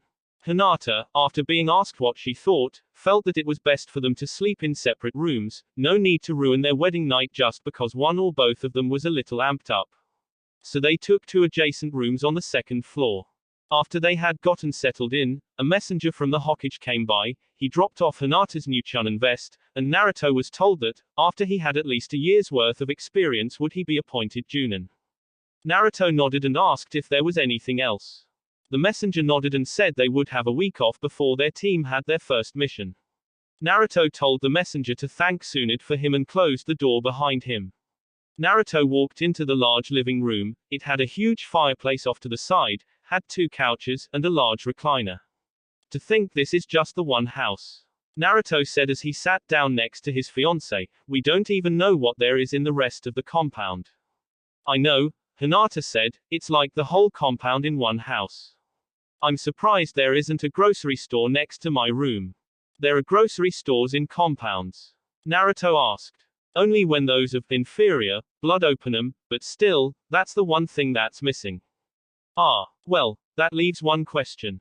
What do you want to do this week? Well, I know something I'd like to do. What? Sit here in your arms. Hinata said as she wrapped his arms around her waist. I like that idea, Naruto said. Naruto slowly leaned forward and kissed his beautiful angel. Someone coughed behind them. Sorry to ruin the moment, Kyuubi said, but I have to bring up a very important issue. Which issue would that be? Naruto asked. Survival through sustenance. Any and all food your parents left has been expired for the last, I don't know, 16 years. And don't even get me started on the refrigerator's current state, not to mention the milk. You know what, Kyuubi? You make an excellent point. So I'm going to the market and get some fresh food. Hinata, would you like to come with me? Kyuubi didn't catch the wink he gave to his girlfriend. Yes, Hinata said, yes I would. But that leaves a question. And what question is that? Who is going to make room for the new food? And get rid of the old food? Kyuubi stated to see where this was going. I don't know, because if I'm going to the market, and you're going to the market, we both can't do it. You guys are evil. You know that. Kyuubi said before they finished their rhetorical questions. Come on, Hinata, we better go before he starts arguing. Like I can argue with the person that decides whether or not I can sit outside and breath. Kyuubi asked to himself, annoyed. He heard the door to the house close. He sighed and walked over to the fridge. He cautiously opened the door. Suddenly the pungent odor of out-of-date ramen, spoiled milk, rotten vegetables, and moldy fruits filled his sensitive nostrils. Oh, what died in here? His eyes suddenly caught sight of a dead mouse that had unfortunately crawled in there. He was dry heaving it. Here I am, the most powerful of the Biju, cleaning out a refrigerator. The kid was going to pay for this one. Hinata was walking along with her boyfriend, who was carrying a ceiling scroll to fit all of the groceries into. So far she had bought several different foods, including the essentials for ramen and cinnamon rolls. She was just about to get some canned food when she bumped into a young man with black hair. Ah, Gamen, Hinata said. The man turned. No, it was my foul, Hinata. Suddenly it clicked in her head, Neji. Hinata. Neji. What is it, Hinata? Naruto asked. Naruto. Neji. Hinata. Neji. Naruto. Hinata. Naruto. Neji. If anyone had walked by they would have been just as confused as the 3 of them were. Okay, let's stop that, my head is starting to hurt. Naruto said. Wow, Neji started, Hinata-sama. Wow, you look, he paused. Neji didn't pause because couldn't find a word to describe her. He had paused because he couldn't use any of those words in front of her boyfriend. Absolutely amazing. That was good, and he wisely decided to leave it at that. Hey Neji, a female voice called out from inside a store, are you coming in here or what, Hinata? Here we go again, Naruto thought. Hey Tenten, Hinata said, it's been what, 4 years? Tenten didn't say a word. She did, however, faint. So that's what it's like on the other end of it. Neji scooted over to Naruto, you better get Hinata out of here, before Tenten wakes up, otherwise you'll be stuck here for at least 3 hours. He whispered. Naruto nodded, hey, honey, we better get going. But what about Tenten? I'll take care of her, don't worry about a thing. Neji said. Well, okay, just make sure she calls me. I will, it's good to have you back, the both of you. Oh, and if I were you, Naruto, I'd stay away from any of the Hyuga elders, except Hiashi. Why? Naruto asked. They aren't too happy about the favor you did for me. Ah, well, they'll just have to get used to it. 'Cause I don't plan on slowing down. During Naruto's and Hinata's venture they had a couple of more run-ins, namely Team 10, Team 8, and Sakura. Hinata, being much more spontaneous than she previously was, decided to throw a slumber party, and invite all of the girls. Naruto decided it was okay, as long as they didn't destroy anything, or go streaking. So Hinata began telling the girls to come over that night, and bring their sleeping bags. When they got home, they noticed that Kyubi was now standing next to a brand new, 2-door refrigerator. Trust me, getting a new one was a much better idea. He said. So where's the old one? Naruto asked. Kyubi thought about telling Naruto about how he took the fridge and used the Kaiten Karuenden no Jutsu on it, leaving nothing but ash, but decided against it. It's at the dump. Fine. Now, let's get these groceries put away. Immediately, the three of them went through a series of hand signs. Kage Bunshin no Jutsu. 6 Hinata clones, 9 Naruto clones, until we've Kyubi clones puffed into existence. Okay, Q, you and your clones fill the fridge. Hinata, take the pantry. I'll take of the non-food objects. Ready, go. Suddenly the scroll that held all of the groceries exploded, not a flaming explosion, but rather it launched everything it held into the air. White, blue, and red blurs jumped into the air, grabbing miscellaneous items, anything from clothes to food. Suddenly all of the blurs jumped to other separate parts of the house, accurately putting each item in its proper place. Suddenly each blur jumped back into the kitchen, followed by a puff of smoke as all of the clones dispersed. What would we do without shadow clones? 10 o'clock p.m. rolled by, and Hinata's party room had almost all of its guests.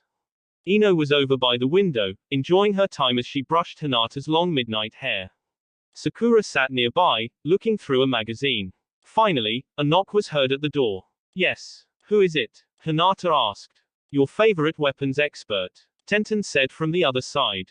Come on in. Ino said. Hi guys, what's going on? Not much, but things are going to start up now that you're here. Oh good, I didn't miss anything. Tenten came in and sat down. So what should we talk about? Hinata asked. Well, let's talk about you guys. Ino said. Which guys? You guys, you and Naruto. Ino said. Yeah, I mean you are lucky, you got the Namikaze heir, that's got to be luck. Not to mention he's hotter than Sasuke. Sakura said. Ino looked at her as if she had committed blasphemy. Well, he is. I've been with Sasuke for the last 4 years, Naruto's hotter. A knock sounded at the door. Who is it? Hinata asked. Here's a hint, I have 2 tails, I'm a fox, and my name's Torotika. I'm not good at making names like those, a female voice said behind the door. Okay, come on in. The door slid open, revealing a waist-high fox, dressed in a beautiful kimono. So why are you here? Naruto-sama wants to know if you guys would be okay if he took a long walk. Yeah, I think we can handle anything that comes our way. Very well, Hinata-sama, I'll go tell Naruto-sama. Oh, one more thing, why did Naruto send you instead of coming himself? Torotika giggled. He didn't want any of you to attack him because he saw you in your underwear. Well, I'm going to go. Enjoy your night. The small fox left. She's such a sweet girl. Hinata mumbled to herself. Sakura stood up, a confused expression on her face. Who was that Hinata? Oh, that was Torotika, one our fox summons. Fox summons. Yeah, Kyubi gave us a summoning contract with foxes. Huh? Tenten asked. Hinata sighed, we really need to catch up. Naruto was walking along the near-abandoned streets, his only company being the fox in his head. You're way too thoughtful. QB complained. How so? You could have seen the hottest babes in all of Konoha, in nothing but their nightgowns, or less maybe. And you could have blamed it on not thinking. But no, you pass it up. The only one down there I really want to see is Hinata, and I promised myself I wouldn't until our wedding night, so shut up. Fine, fine. Hey, do you smell that? Yeah, it smells like, Naruto stopped, in the middle of the road, sniffing at regular intervals. Finally it hit him. A smile grew on his face. Hey there Sasuke, it's been a while. A figure appeared from the shadows, a deep scowl painted on his face, and the Sharingan spinning in his eyes. I heard you were back, Dobe. So you do remember me. I want to fight. No surprise there. I want to fight you and only you, leave QB out of it. What makes you so sure I can do that? Sakura told me about how QB killed Orochimaru. I don't want to fight him. I want to fight you, and I want to beat you. Okay then. Naruto went through the hand signs for the improved version of the servant's freedom no jutsu, freedom of a trusted servant no jutsu. QB faded into view, and then he walked away, back toward the Namika's mansion. Well, what are you waiting for? Sasuke didn't need any more encouragement. He charged the blonde boy, who stood there impassively. He was almost on top of him. He dodged. Sasuke only saw him because of the Sharingan. Oh, so close, why don't you try again? Naruto said as he stood behind the Uchiha. Sasuke tried again, this time, leaving his arms out for a tackle. Naruto stood absolutely still, and then at the last possible second, he disappeared, over Sasuke's head. Man, you just don't seem to get it, you're supposed to hit me. Shut up, Sasuke said as he pulled out a kunai. Careful, don't poke your eye out. Shut up. Sasuke threw the kunai straight into Naruto's face. Naruto responded by catching the flying object with his teeth. Then using his tongue, Naruto flipped it, and then launched it at the Uchiha, using his mouth. It came at him surprisingly fast, and Sasuke found that if he didn't dodge that, it could be painful. So that's it? Naruto asked, I thought for sure you could do better. Sasuke felt something warm creep up on his neck. He forced it down. No, not yet, wait for it. Sasuke knelt down, and held onto his wrist. Chindori. So Kakashi taught you that, did he? Normally I'd think you were getting special attention. Oh, wait, you were. Naruto said as his palm began to hold a massive amount of chakra. Sasuke charged, Chindori forward, but he did not expect what the blonde did next. Rasengan. Naruto forced the spiraling sphere forward, directly into the ball of lightning. Sasuke went flying as soon as the two jutsus met. Sasuke slowly got back on his 2 feet, and then he looked over to his opponent, expecting the blonde to be recovering also. Reality was not what he was expecting. Naruto stood, a smile on his face, he had not moved an inch. Then something happened that Sasuke thought for sure was just a rumor. Naruto disappeared. Sasuke was looking everywhere, he had to find the blonde, there was no way he could fight an invisible enemy. How right he was. Suddenly, Sasuke went flying forward. And he landed in a heap of trash. Now you see that's how you do it. Naruto said when he became visible again. The warmth began to spread again, and this time, Sasuke let it. He could feel the power slowly overtake him, he felt the extra chakra being added to his reserves. Here's something I saved just for you, Naruto. Black flame marks slowly covered his body, but then it went further, the marks turned his whole body black, and 2 huge hands forced their way out of his back. Sasuke had awoken his curse mark to the 2nd level. Naruto looked at the new, winged Sasuke, and said, you look as ugly as a modern art masterpiece. It doesn't matter, because you are going to die. Sasuke said as his Chindori started. It then flared a dark-colored chakra, giving it a powerful and evil look. Sasuke charged the boy Chindori forward. Then something happened. Naruto sidestepped, but he held his hand out. As Sasuke's wrist flew to where Naruto was a second ago, it was grabbed by Naruto's opened hand.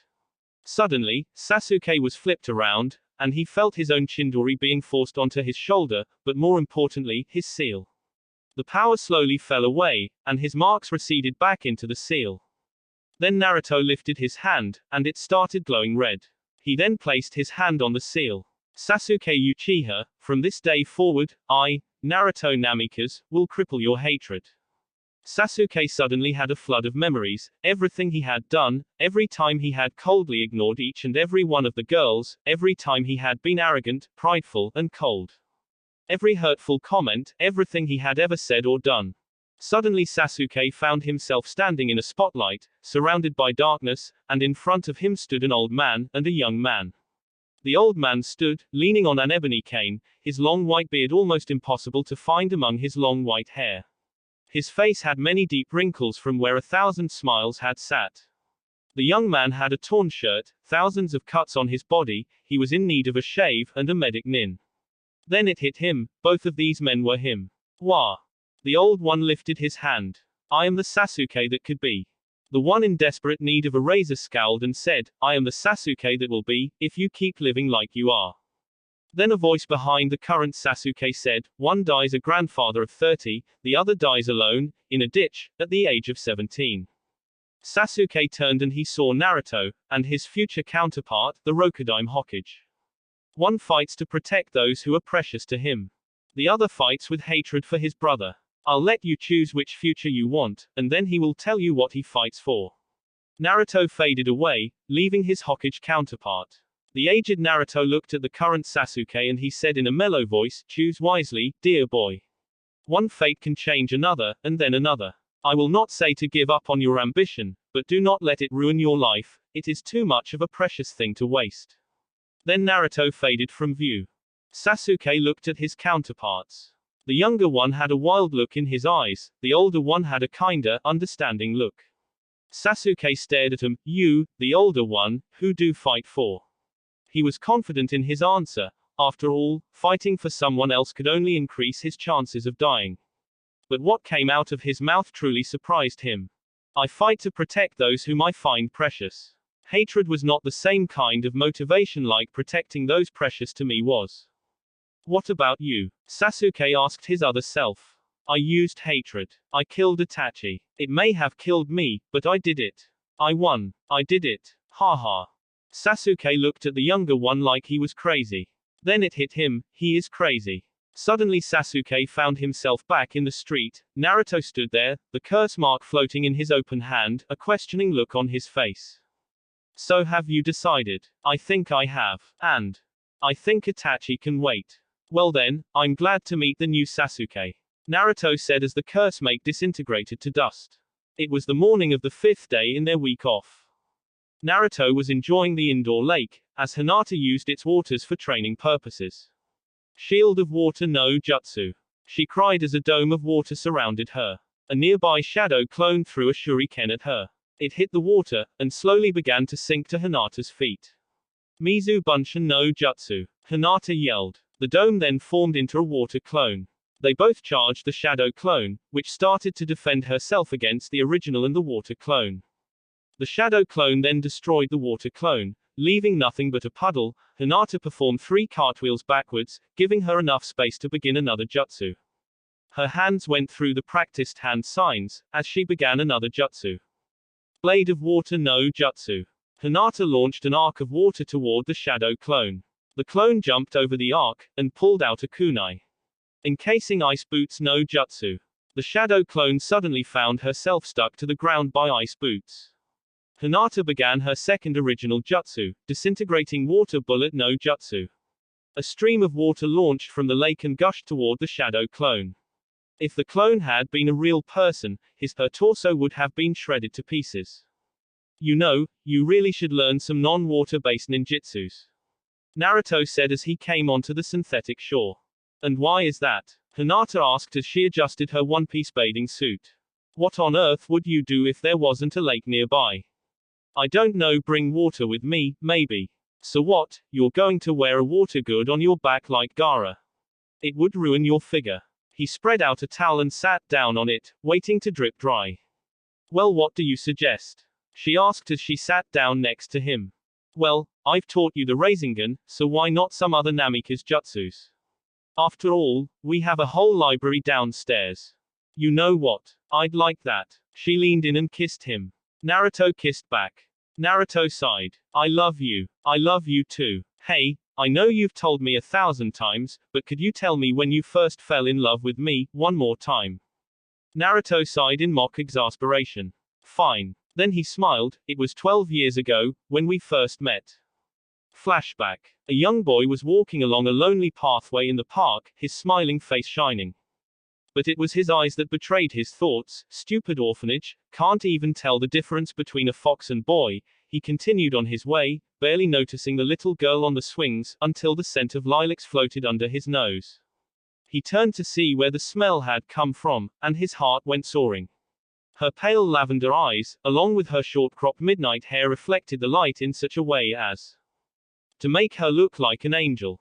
Naruto turned away. He couldn't afford to fall in love. He couldn't let the villagers hurt someone else because of him, especially for something as trivial as love. Yet, he couldn't stop himself for giving her a second glance. That was all his heart needed. Later that night, Naruto was haunted by dreams of a beautiful girl who smelled like lilacs. After 3 days of these dreams, Naruto couldn't take it anymore. I've got to know who she is, he said to himself that night. He snuck into the library the next night, using the daytime hours to plan his way in, and researched everyone with pale eyes. Here he learned of the Byakugan. After learning of the Byakugan was the Kenkei Genkai of the Hyuga clan, Naruto immediately narrowed his search to Hyugas. The more he learned about the family, the more he began to love the girl. Finally, after weeks of research, Naruto got a name, Hinata Hyuga. The name itself sounded like a chorus of angels.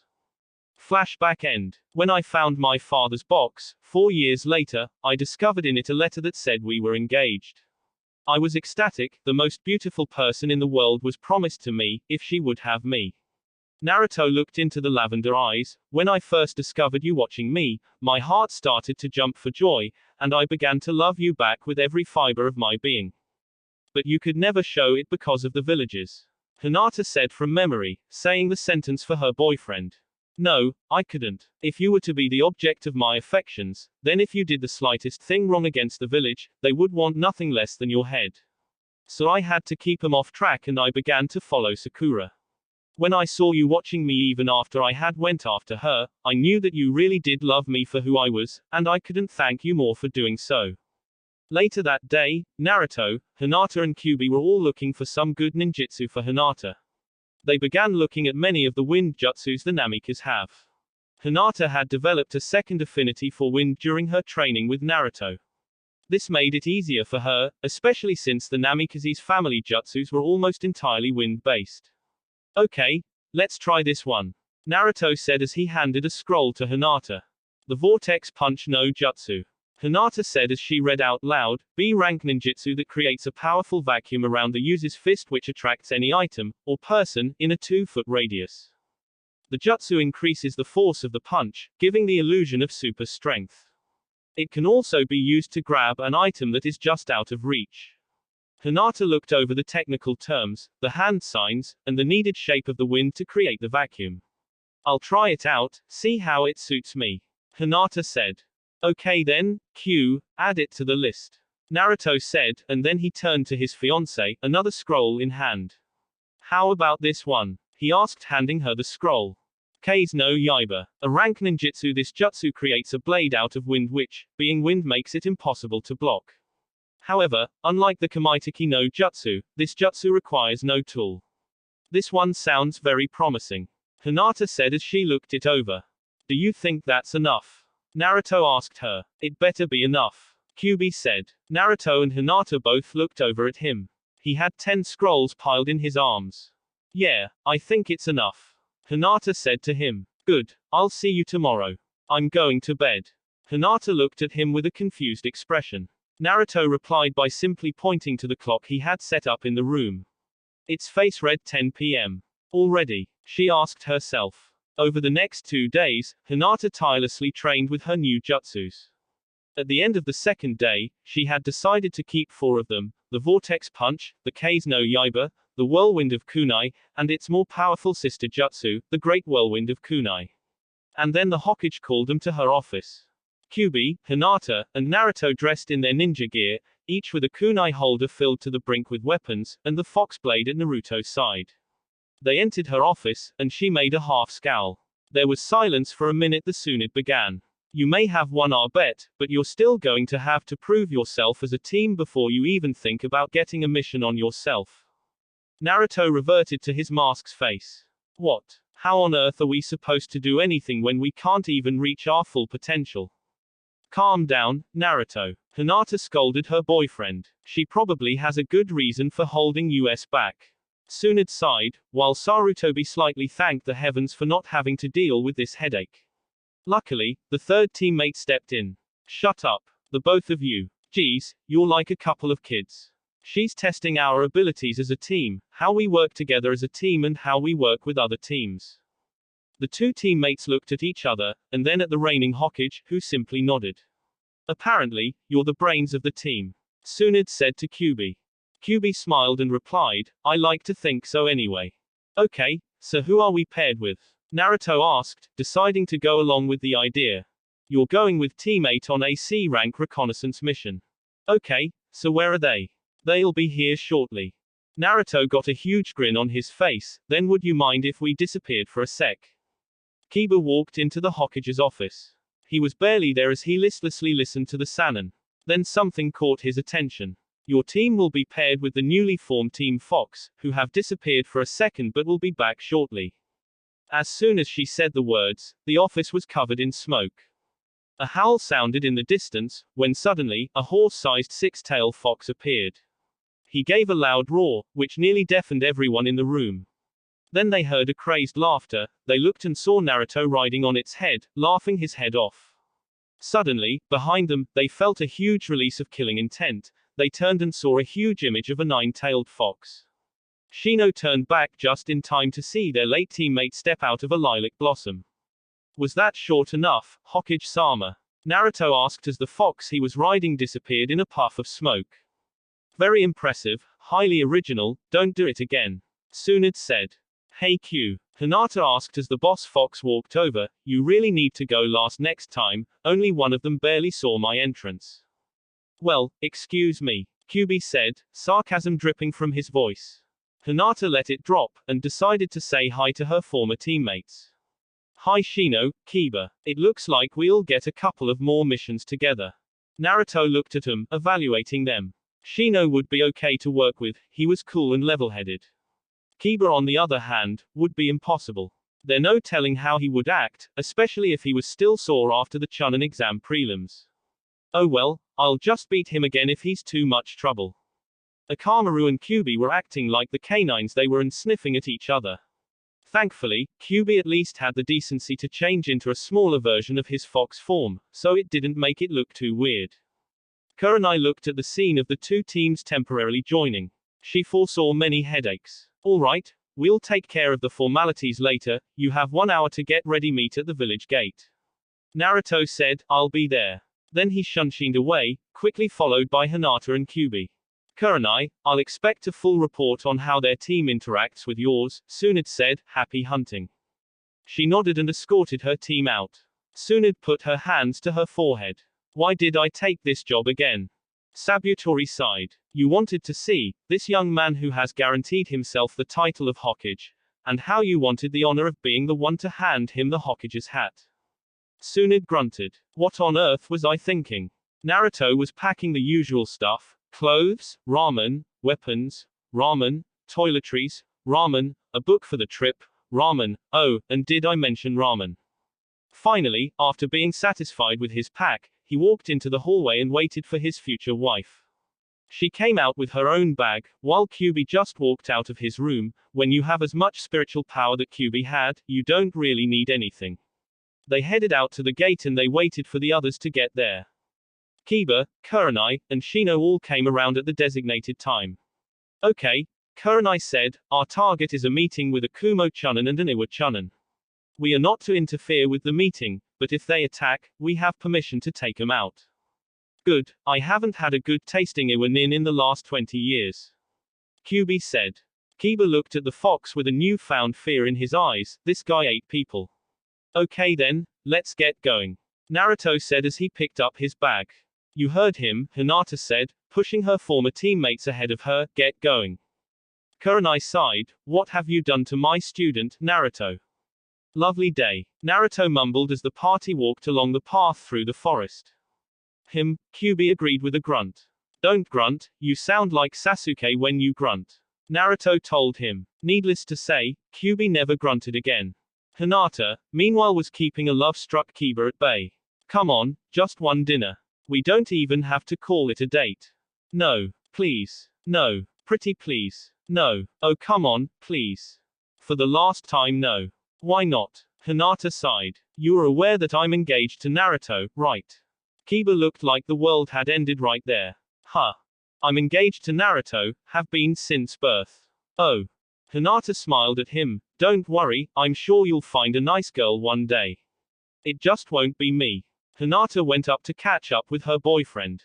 I told you she wouldn't go on a date with you, Shino said to Kiba. Shut up, bug boy, Kiba growled. Even though no one could see it, Shino was smiling underneath his large coat neck. It wasn't long after Kiba realized his love interest can't and wouldn't give him the light of day, he began a rather one-sided, if that, contest against Naruto to outdo him in any way, shape, or form. Kiba threw a kunai at a nearby tree branch, and clipped off a leaf. Beat that, fox boy. Naruto looked at him. What did you do? Kiba's sweat dropped. I hit a leaf off a branch, with a kunai. Only one. Ha. Naruto lazily threw a kunai up into the air. It whizzed past a couple of branches, then stuck itself into a tree branch. Naruto made a shadow clone and sent it after the knife. Once the clone returned, he lifted it back up to reveal 5 leaves pinned to the tip. Like I said, only one. Kiba shut up and began to look for something else he could try to outdo Naruto in. Meanwhile, Kyuubi and Akamaru were discussing how some humans the most impossible beings to deal with. Needless to say, they both agreed. Later that night, as the party sat around the campfire, Kyuubi served dinner. It was enjoyed by everyone, except Naruto and Hinata, who lovingly shared a cup of, I'll give you 3 guesses, ramen. Kyuubi's dish was a fillet of some kind of meat, some vegetables, and rice. They sat down and thanked Kyuubi for the dinner. While trying to ignore the slurping, eating, kissing of the couple over to the right, they enjoyed their meal greatly. Hey Kyuubi, asked Kiba, what is this? Kyuubi got a big smile on his face. Well, it's a secret kitsune recipe. It's rice, carrots, celery, and dog meat spiced with. Kyuubi was suddenly interrupted by Kiba trying to spit the food out as fast as possible. Puffed. Get it out. Puffed. Get it out. AKAMARU. AKAMARU, where are you? The other 2 members of Team 8 suddenly realized that the presence of said canine companion was missing. They both turned white and looked down at their plates. Kiba was frantically looking around while Naruto, Kyuubi, and Hinata looked like they were about to burst into holding your gut laugh until it hurts kind of laughs. Finally, they couldn't take it anymore. Oh, that's rich. Oh,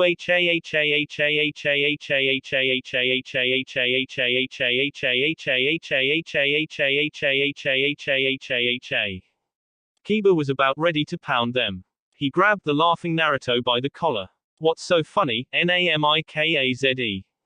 It's haha, it's not dog meat. Huh, we played a joke on you, Kiba. Hinata said as she picked herself off the ground. BBB, but where's Akamaru? He's under the kit's coat. Kyuubi told them. Naruto then explained his words by deactivating a section of his coat that wasn't there before. Under that section of the coat was a large bulge, which walked out from it to reveal the large dog. Then slowly the new section of coat receded back to the main body of the coat. They looked at Naruto confused. The coat can change to my liking when I pump enough chakra into it, rather nice feature, actually. Well, I'm going to bed now. He stopped to kiss Hinata before going into the tent. Good night, my angel. The next day went much like the first. Kiba was trying to outdo Naruto and failing. Shino was enjoying watching his teammate fail so miserably, while Kurenai watched, and took note of Hinata's changes. At lunch, Kiba barely touched the food Kyuubi prepared and went to hunt for his own. After lunch they began their travels again. Halfway between lunch and dinner, Kurenai gave a hand signal. All of the teens that had been on Team 8 nodded, and Hinata whispered something into Kyuubi's ear. He nodded and sent a mental message to Naruto. We are approaching the target, proceed in silence, and with caution. Naruto did so. They silently approached. Hinata had her Byakugan active, and was no doubt scanning the area. Kiba, Kyubi, Akamaru, and Naruto were all sniffing the air, while Shino had sent some bugs forward. Naruto found a scent and began to cautiously follow it. Soon he was followed by his fellow sensitive smellers. They found 3 Kumo nin standing in a clearing. Kiba whistled the song of a sparrow, and soon Shino, Hinata, and Kurenai appeared next to them. Soon 3 Iwa nins appeared, coming out of the tree line. You better have a good reason for this as a meeting place. One of the Iwa nins complained to a Kumo nin. Shut up. Do you want every Konoha nin to hear you? Now come over here and I will tell you the plans. The 2 nins approached each other and began whispering to each other. None of the Konoha nins could hear them. Then suddenly, Naruto rippled into invisibility. Hinata smiled and relaxed, her man would get the information. Suddenly, the Iwa nin back-fisted the air next to him, and Naruto, suddenly becoming visible, went flying to the ground. Impressive, Naruto said, lying there, how did you know I was there? I felt your footsteps, now prepare to die. The Iwa nin said. Then Naruto stood up, revealing the coat, and his other attire. The Iwa nin froze, recognizing the coat and the blonde hair. Why Yondaime? Naruto smiled, no, I'm much worse. Naruto then formed one of the jutsus that all Iwa nins feared. Rasengan. The Iwa Chunin had 1 second to think before his chest became nothing but dust. Now, who's next? Naruto asked. The Iwa nins broke for it, only to be intercepted by a 7-tailed fox with a huge sword. The last thing they did was scream. The fox came back into the clearing, carrying the heads of the Iwa nins. Thank you, Cloud. Cloud is owned by Search Square Enix, not me. Cloud grunted and disappeared in a puff of smoke. Naruto turned to the Kumo nins, now, one of you gets to live. The other 2 will die a horrible and painful death. If you answer my questions to my liking, I may change my mind. Which one of you would like to answer my first question? The Kumo Chunin charged, only to be caught in 2 rock-foot restraints. Okay, you'll be a good candidate. What is your rank? The Kumo nin glared at him, and began some hand signs. He never got to finish. Naruto shot him with a bolt of lightning chakra, knocking him out. Naruto looked at the other 2 Kumo nins. So no one's going to talk. I guess I'll just have to kill you after the integration specialist has had his way. Both Kumo nins were suddenly knocked out, and the last thing they saw was a puff of smoke and a very scary man coming toward them. The 3 Kumo nins woke up in the most uncomfortable position, upside down. Naruto walked up to them, a shadow clone in his presence. So you've returned to the land of the living, how unfortunate for you. The shadow clone spoke up, since you guys woke up early. I guess I'll have to introduce you to the replacement interrogation specialist. The clone motioned to his real self. And here he is. The clone dispersed and Naruto got a sadistic smile on his face. Teammate Kyubi was sitting around the campfire, eating and listening to the bone-chilling screams of the Kumo nins. Kiba shivered as another scream echoed through the woods. Geez, what on earth is he doing to them? Hinata drank a small cup of tea as she listened to her teammate's question. The Namakazes were excellent interrogation specialists. Naruto is simply reviving his clan's ideas, and as soon as I'm married to him, he'll be reviving the clan physically. Another scream. In fact, I remember one time where he created his own technique for torture. What happened? Kiba asked. Well, first let me begin by telling you that Naruto developed a new taijutsu, the Kuboken.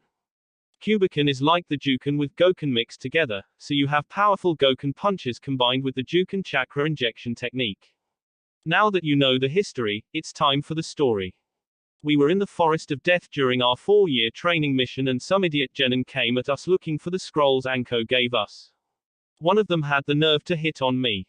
Hinata smiled at the memory. Naruto was so mad, he used a Kuboken strike to the guy's goods, and, if I believe correctly, there was so much chakra pumped into that attack they exploded. Kiba blinked. What exploded? He asked, wondering if he heard that right. His family jewels. A really high-pitched scream echoed amongst the trees. Kiba, if I were you, I thank heaven for being my teammate. Anything lessened, well, let's just say your love life would have been very boring. Kiba took her up on that. All right, I'll talk. One bloodied Kumo nin said, please, no more. One of his teammates, who had just recently lost the ability to speak, nodded, and mouthed the word please. The third was in too much pain to think, and simply rolled on the ground whimpering and holding on to the place where a very important part of his anatomy had been. Naruto looked at him. Okay, see you in the morning. They were all hit with a lightning bolt, and then they went unconscious. Naruto walked back into the camp. Kyuubi, heal them enough so they stopped bleeding. Kyuubi nodded and went over to Naruto's handiwork. Said blonde-haired ninja sat down and said something they never would think of asking after doing what he did. Please pass the mashed potatoes and gravy. As soon as Team Fox and Team 8 came back to Konoha, they went directly to Hokage Tower. There they dropped off the more than eager to get away from Naruto Kumo nins with Ibiki, who was slightly bummed at having damaged goods, but took them nonetheless. Then Naruto, who was within hearing distance of the Kumo nins, said rather loudly, if they give you any trouble just call me. They were the easiest victims Ibiki ever had. They then went to the Hokage to report. To say the least, she wasn't exactly thrilled that the mission didn't go as planned, but was happy that they would know what Kumo and Iwa were up to. She paid him, then dismissed them, except Kurenai, who was to tell her how well the two teams got along. They were surprisingly cooperative, and Naruto's many skills were greatly needed. In fact, if it were not a Iwa nin, Naruto would have probably heard everything and left unnoticed. Thank you, Kurenai, you may go. Tsunade said. Kurenai bowed and left. As soon as the door closed, Satobi coughed. Tsunade looked very annoyed for a second. Yeah. Hold your horses, old man. She dug into one of her pockets and pulled out 100 ryo. I have the worst of luck, she said as she handed it to him. Naruto and his fiancée walked into the council room and it immediately went silent. Naruto walked up to the only empty seats in the room and sat down on it, filling them for the first time. Finally Danzo stood up. What are you doing here, I mean, boy? Instantly changing his choice of words when he saw the glare coming at him from the third and fifth. I see for once you have decided to hold your tongue, Danzo. Naruto said, his face expressionless. As most of you know, I'm the heir of the Namikaze household. Since my father, may he rest in peace, is unable to perform his duties as the clan head, I'm taking up the role with Miss Hyuga as my advisor. This is an outrage. Danzo yelled, this, boy, cannot be Namikaze heir. It is impossible. Naruto stood up. It is also impossible for Root to still exist. But does it? Silence. Thoughts were flying through almost everyone's minds. Root. Didn't Sandaime discontinue that program? Hiashi wondered. I thought I told him to end Root. Sarutobi mentally yelled. Does he know about that? No one knows that it still exists. Danzo thought, what are you getting at, boy? Naruto smiled, what if I told you, I had undeniable proof that Root exists? Danzo laughed, I'd say that would be the biggest lie I've heard in my life. Naruto smiled, really? Tell me Danzo, does the name, Sue, mean anything to you? No, it is just a name. Danzo lied, it did mean something to him. It was the name of one of the most rebellious students he had ever had. It was a miracle the boy was alive. The boy had a beating at least once a day for activities that Danzo would never allow in his program, namely playing games, smiling, and every once in a while crying. Really? Well, let's ask him, shall we? With a simple flare of Naruto's coat, a young boy came into view. His skin was a sickly pale color, and he looked like he hadn't had a meal in weeks. Chooser Akamaiki looked at the boy's showing rib cage and wondered if it was possible to survive being that thin. Danzo, in a rare show of emotion, paled. This is Sue, last name unknown. I personally retrieved him from the Root complex that should no longer exist. He shot a glare toward Danzo. Sue is beaten at least once a day for smiling an earnest smile. He is whipped for making up and playing games. This boy has not once seen the sun. If this boy were to look at a tree, he would see nothing but what it is according to science, the beauty of it completely lost on him. Well, why don't I let the boy speak for himself? Sue looked at Danzo, a fire of hatred in his eyes. That's the man. He killed my friends. He beat me. He destroyed my life. The boy began to breathe heavily. You made me lose my humanity. The boy began to cry, but tried to stop himself out of habit. Hinata took him up and hugged the boy, telling him it was okay to cry. Take him to our house, Naruto told Hinata. Naruto turned to look at the council. There is a saying, there is always someone who has it worse off than you. After my childhood I thought I was that someone, then I saw what this thing is doing to children. I knew my last name, these children don't even know what a last name is. I had hope of starting a family in the Uzumaki name, if these children even thought of hope they would be struck down. And the worst part is that it is being done in our name. Do you know what that means? That means that all of Konohagakure is responsible for this atrocity. I can see Kirigakure if they knew about this, I can see them saying, and they called us cruel for our methods. We teach them pain by having them kill each other, they wipe out humanity altogether. I can see Iwagakure, see what evil they hide behind the gates. We cannot let this evil continue. I see Kumogakure and Sunagakure, this is our ally. We cannot be affiliated with such cruelty. If you add all of this together, you have another great shinobi war, and Konoha on the losing side. Is that what we want? Do we want Konoha destroyed because of one man's disobedience? I'd rather die. I will not let this evil continue. I would disown Konoha and throw away my dream of being Hokage if this is the kind of man I would have to lead. The council was silent. This was a very serious matter. If Naruto was correct about this accusation, then Danzo's head would have a new home. If it was a false accusation, then Naruto would be shamed and most probably be put to death. Then Danzo spoke up. You have no proof against me.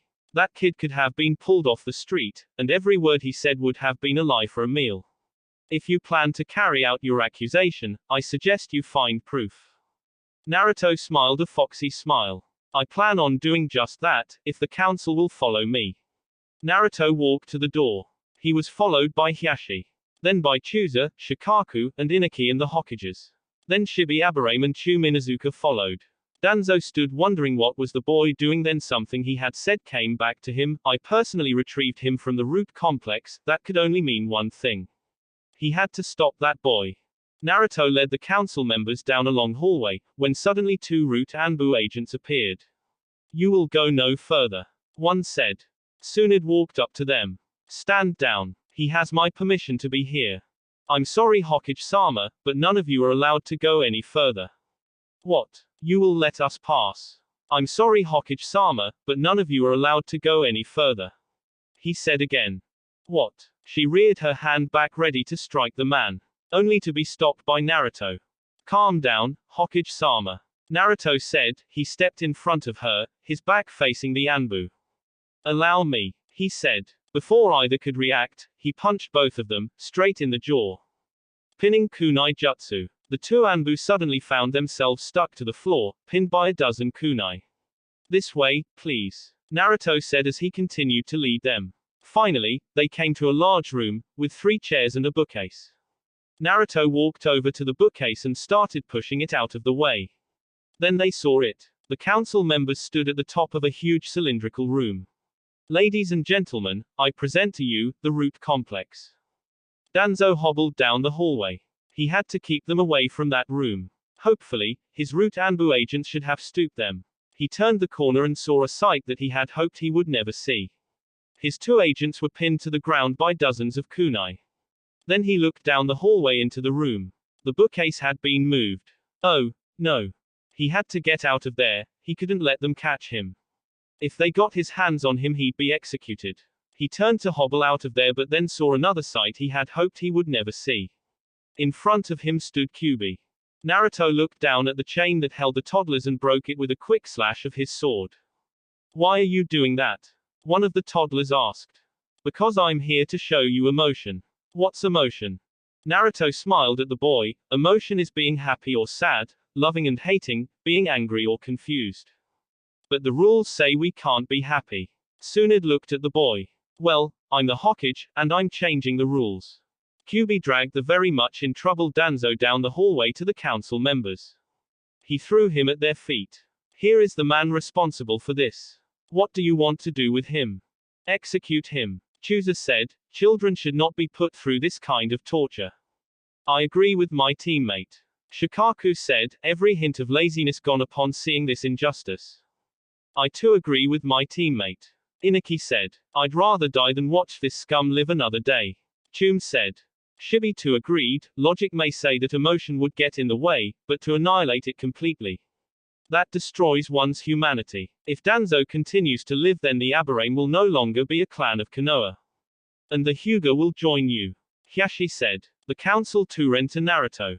I cannot let him live. Naruto said. I cannot be cage of a village that gives people like you life. So be it. Tsunade said. Danzo, at the soonest possible moment, you will be beheaded. Which one of you would like the honors?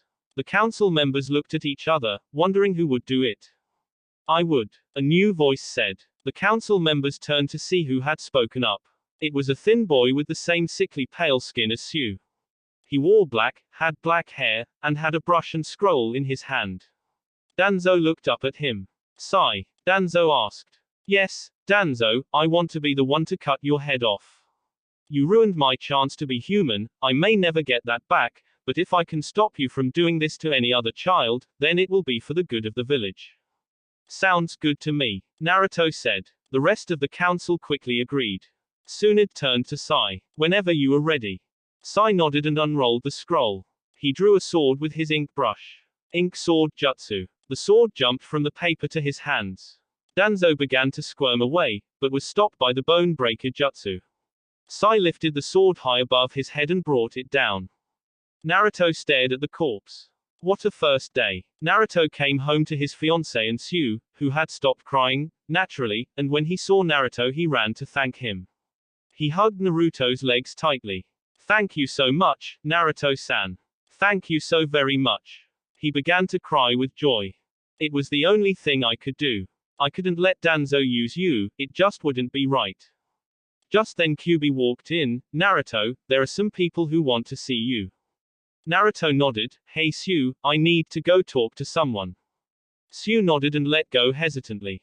He went to the door to see Sai and many others of the route refugees. Sai bowed and the rest did also. Namekize-san, we wish thank you for your service to us and we wish to repay you. Is there anything we can do for you? Anything at all? Naruto stared at him, each now with a slight glint of emotion in their eyes. It was small, but it was there. Do not ask me what you would do, instead ask yourselves. What is it that you want most in life? If it is emotion, search it out. If it is a family, make one. If it is to become the greatest Hokage, then get in line. Someone actually laughed. It was small but, like the emotion in their eyes, it was there. But if there is anything you want to do for me, take each other, and support each other in your goals, become something, make yourselves a force to be reckoned with. Have it so that if one of you is challenged, he has challenged all of you. Rise from the ashes of this catastrophe, and become something new. Naruto-san. Sue asked from inside the house. What are they doing here? I think they should answer that. Naruto said. Sai looked Naruto, then Sue. Finally, he looked at the congregation behind him. Finally, he picked up Sue, and placed him on his shoulders. Sue laughed, and Sai felt something in his heart when he heard it. We've come to pick up you, Sue. After all, the Phoenix clan has to stick together. Everyone that stood behind Sai couldn't agree more to his choice. And before Naruto's eyes, the Phoenix clan was born. That will be it for this video. If you want more, comment down below, like, subscribe. And see you guys later.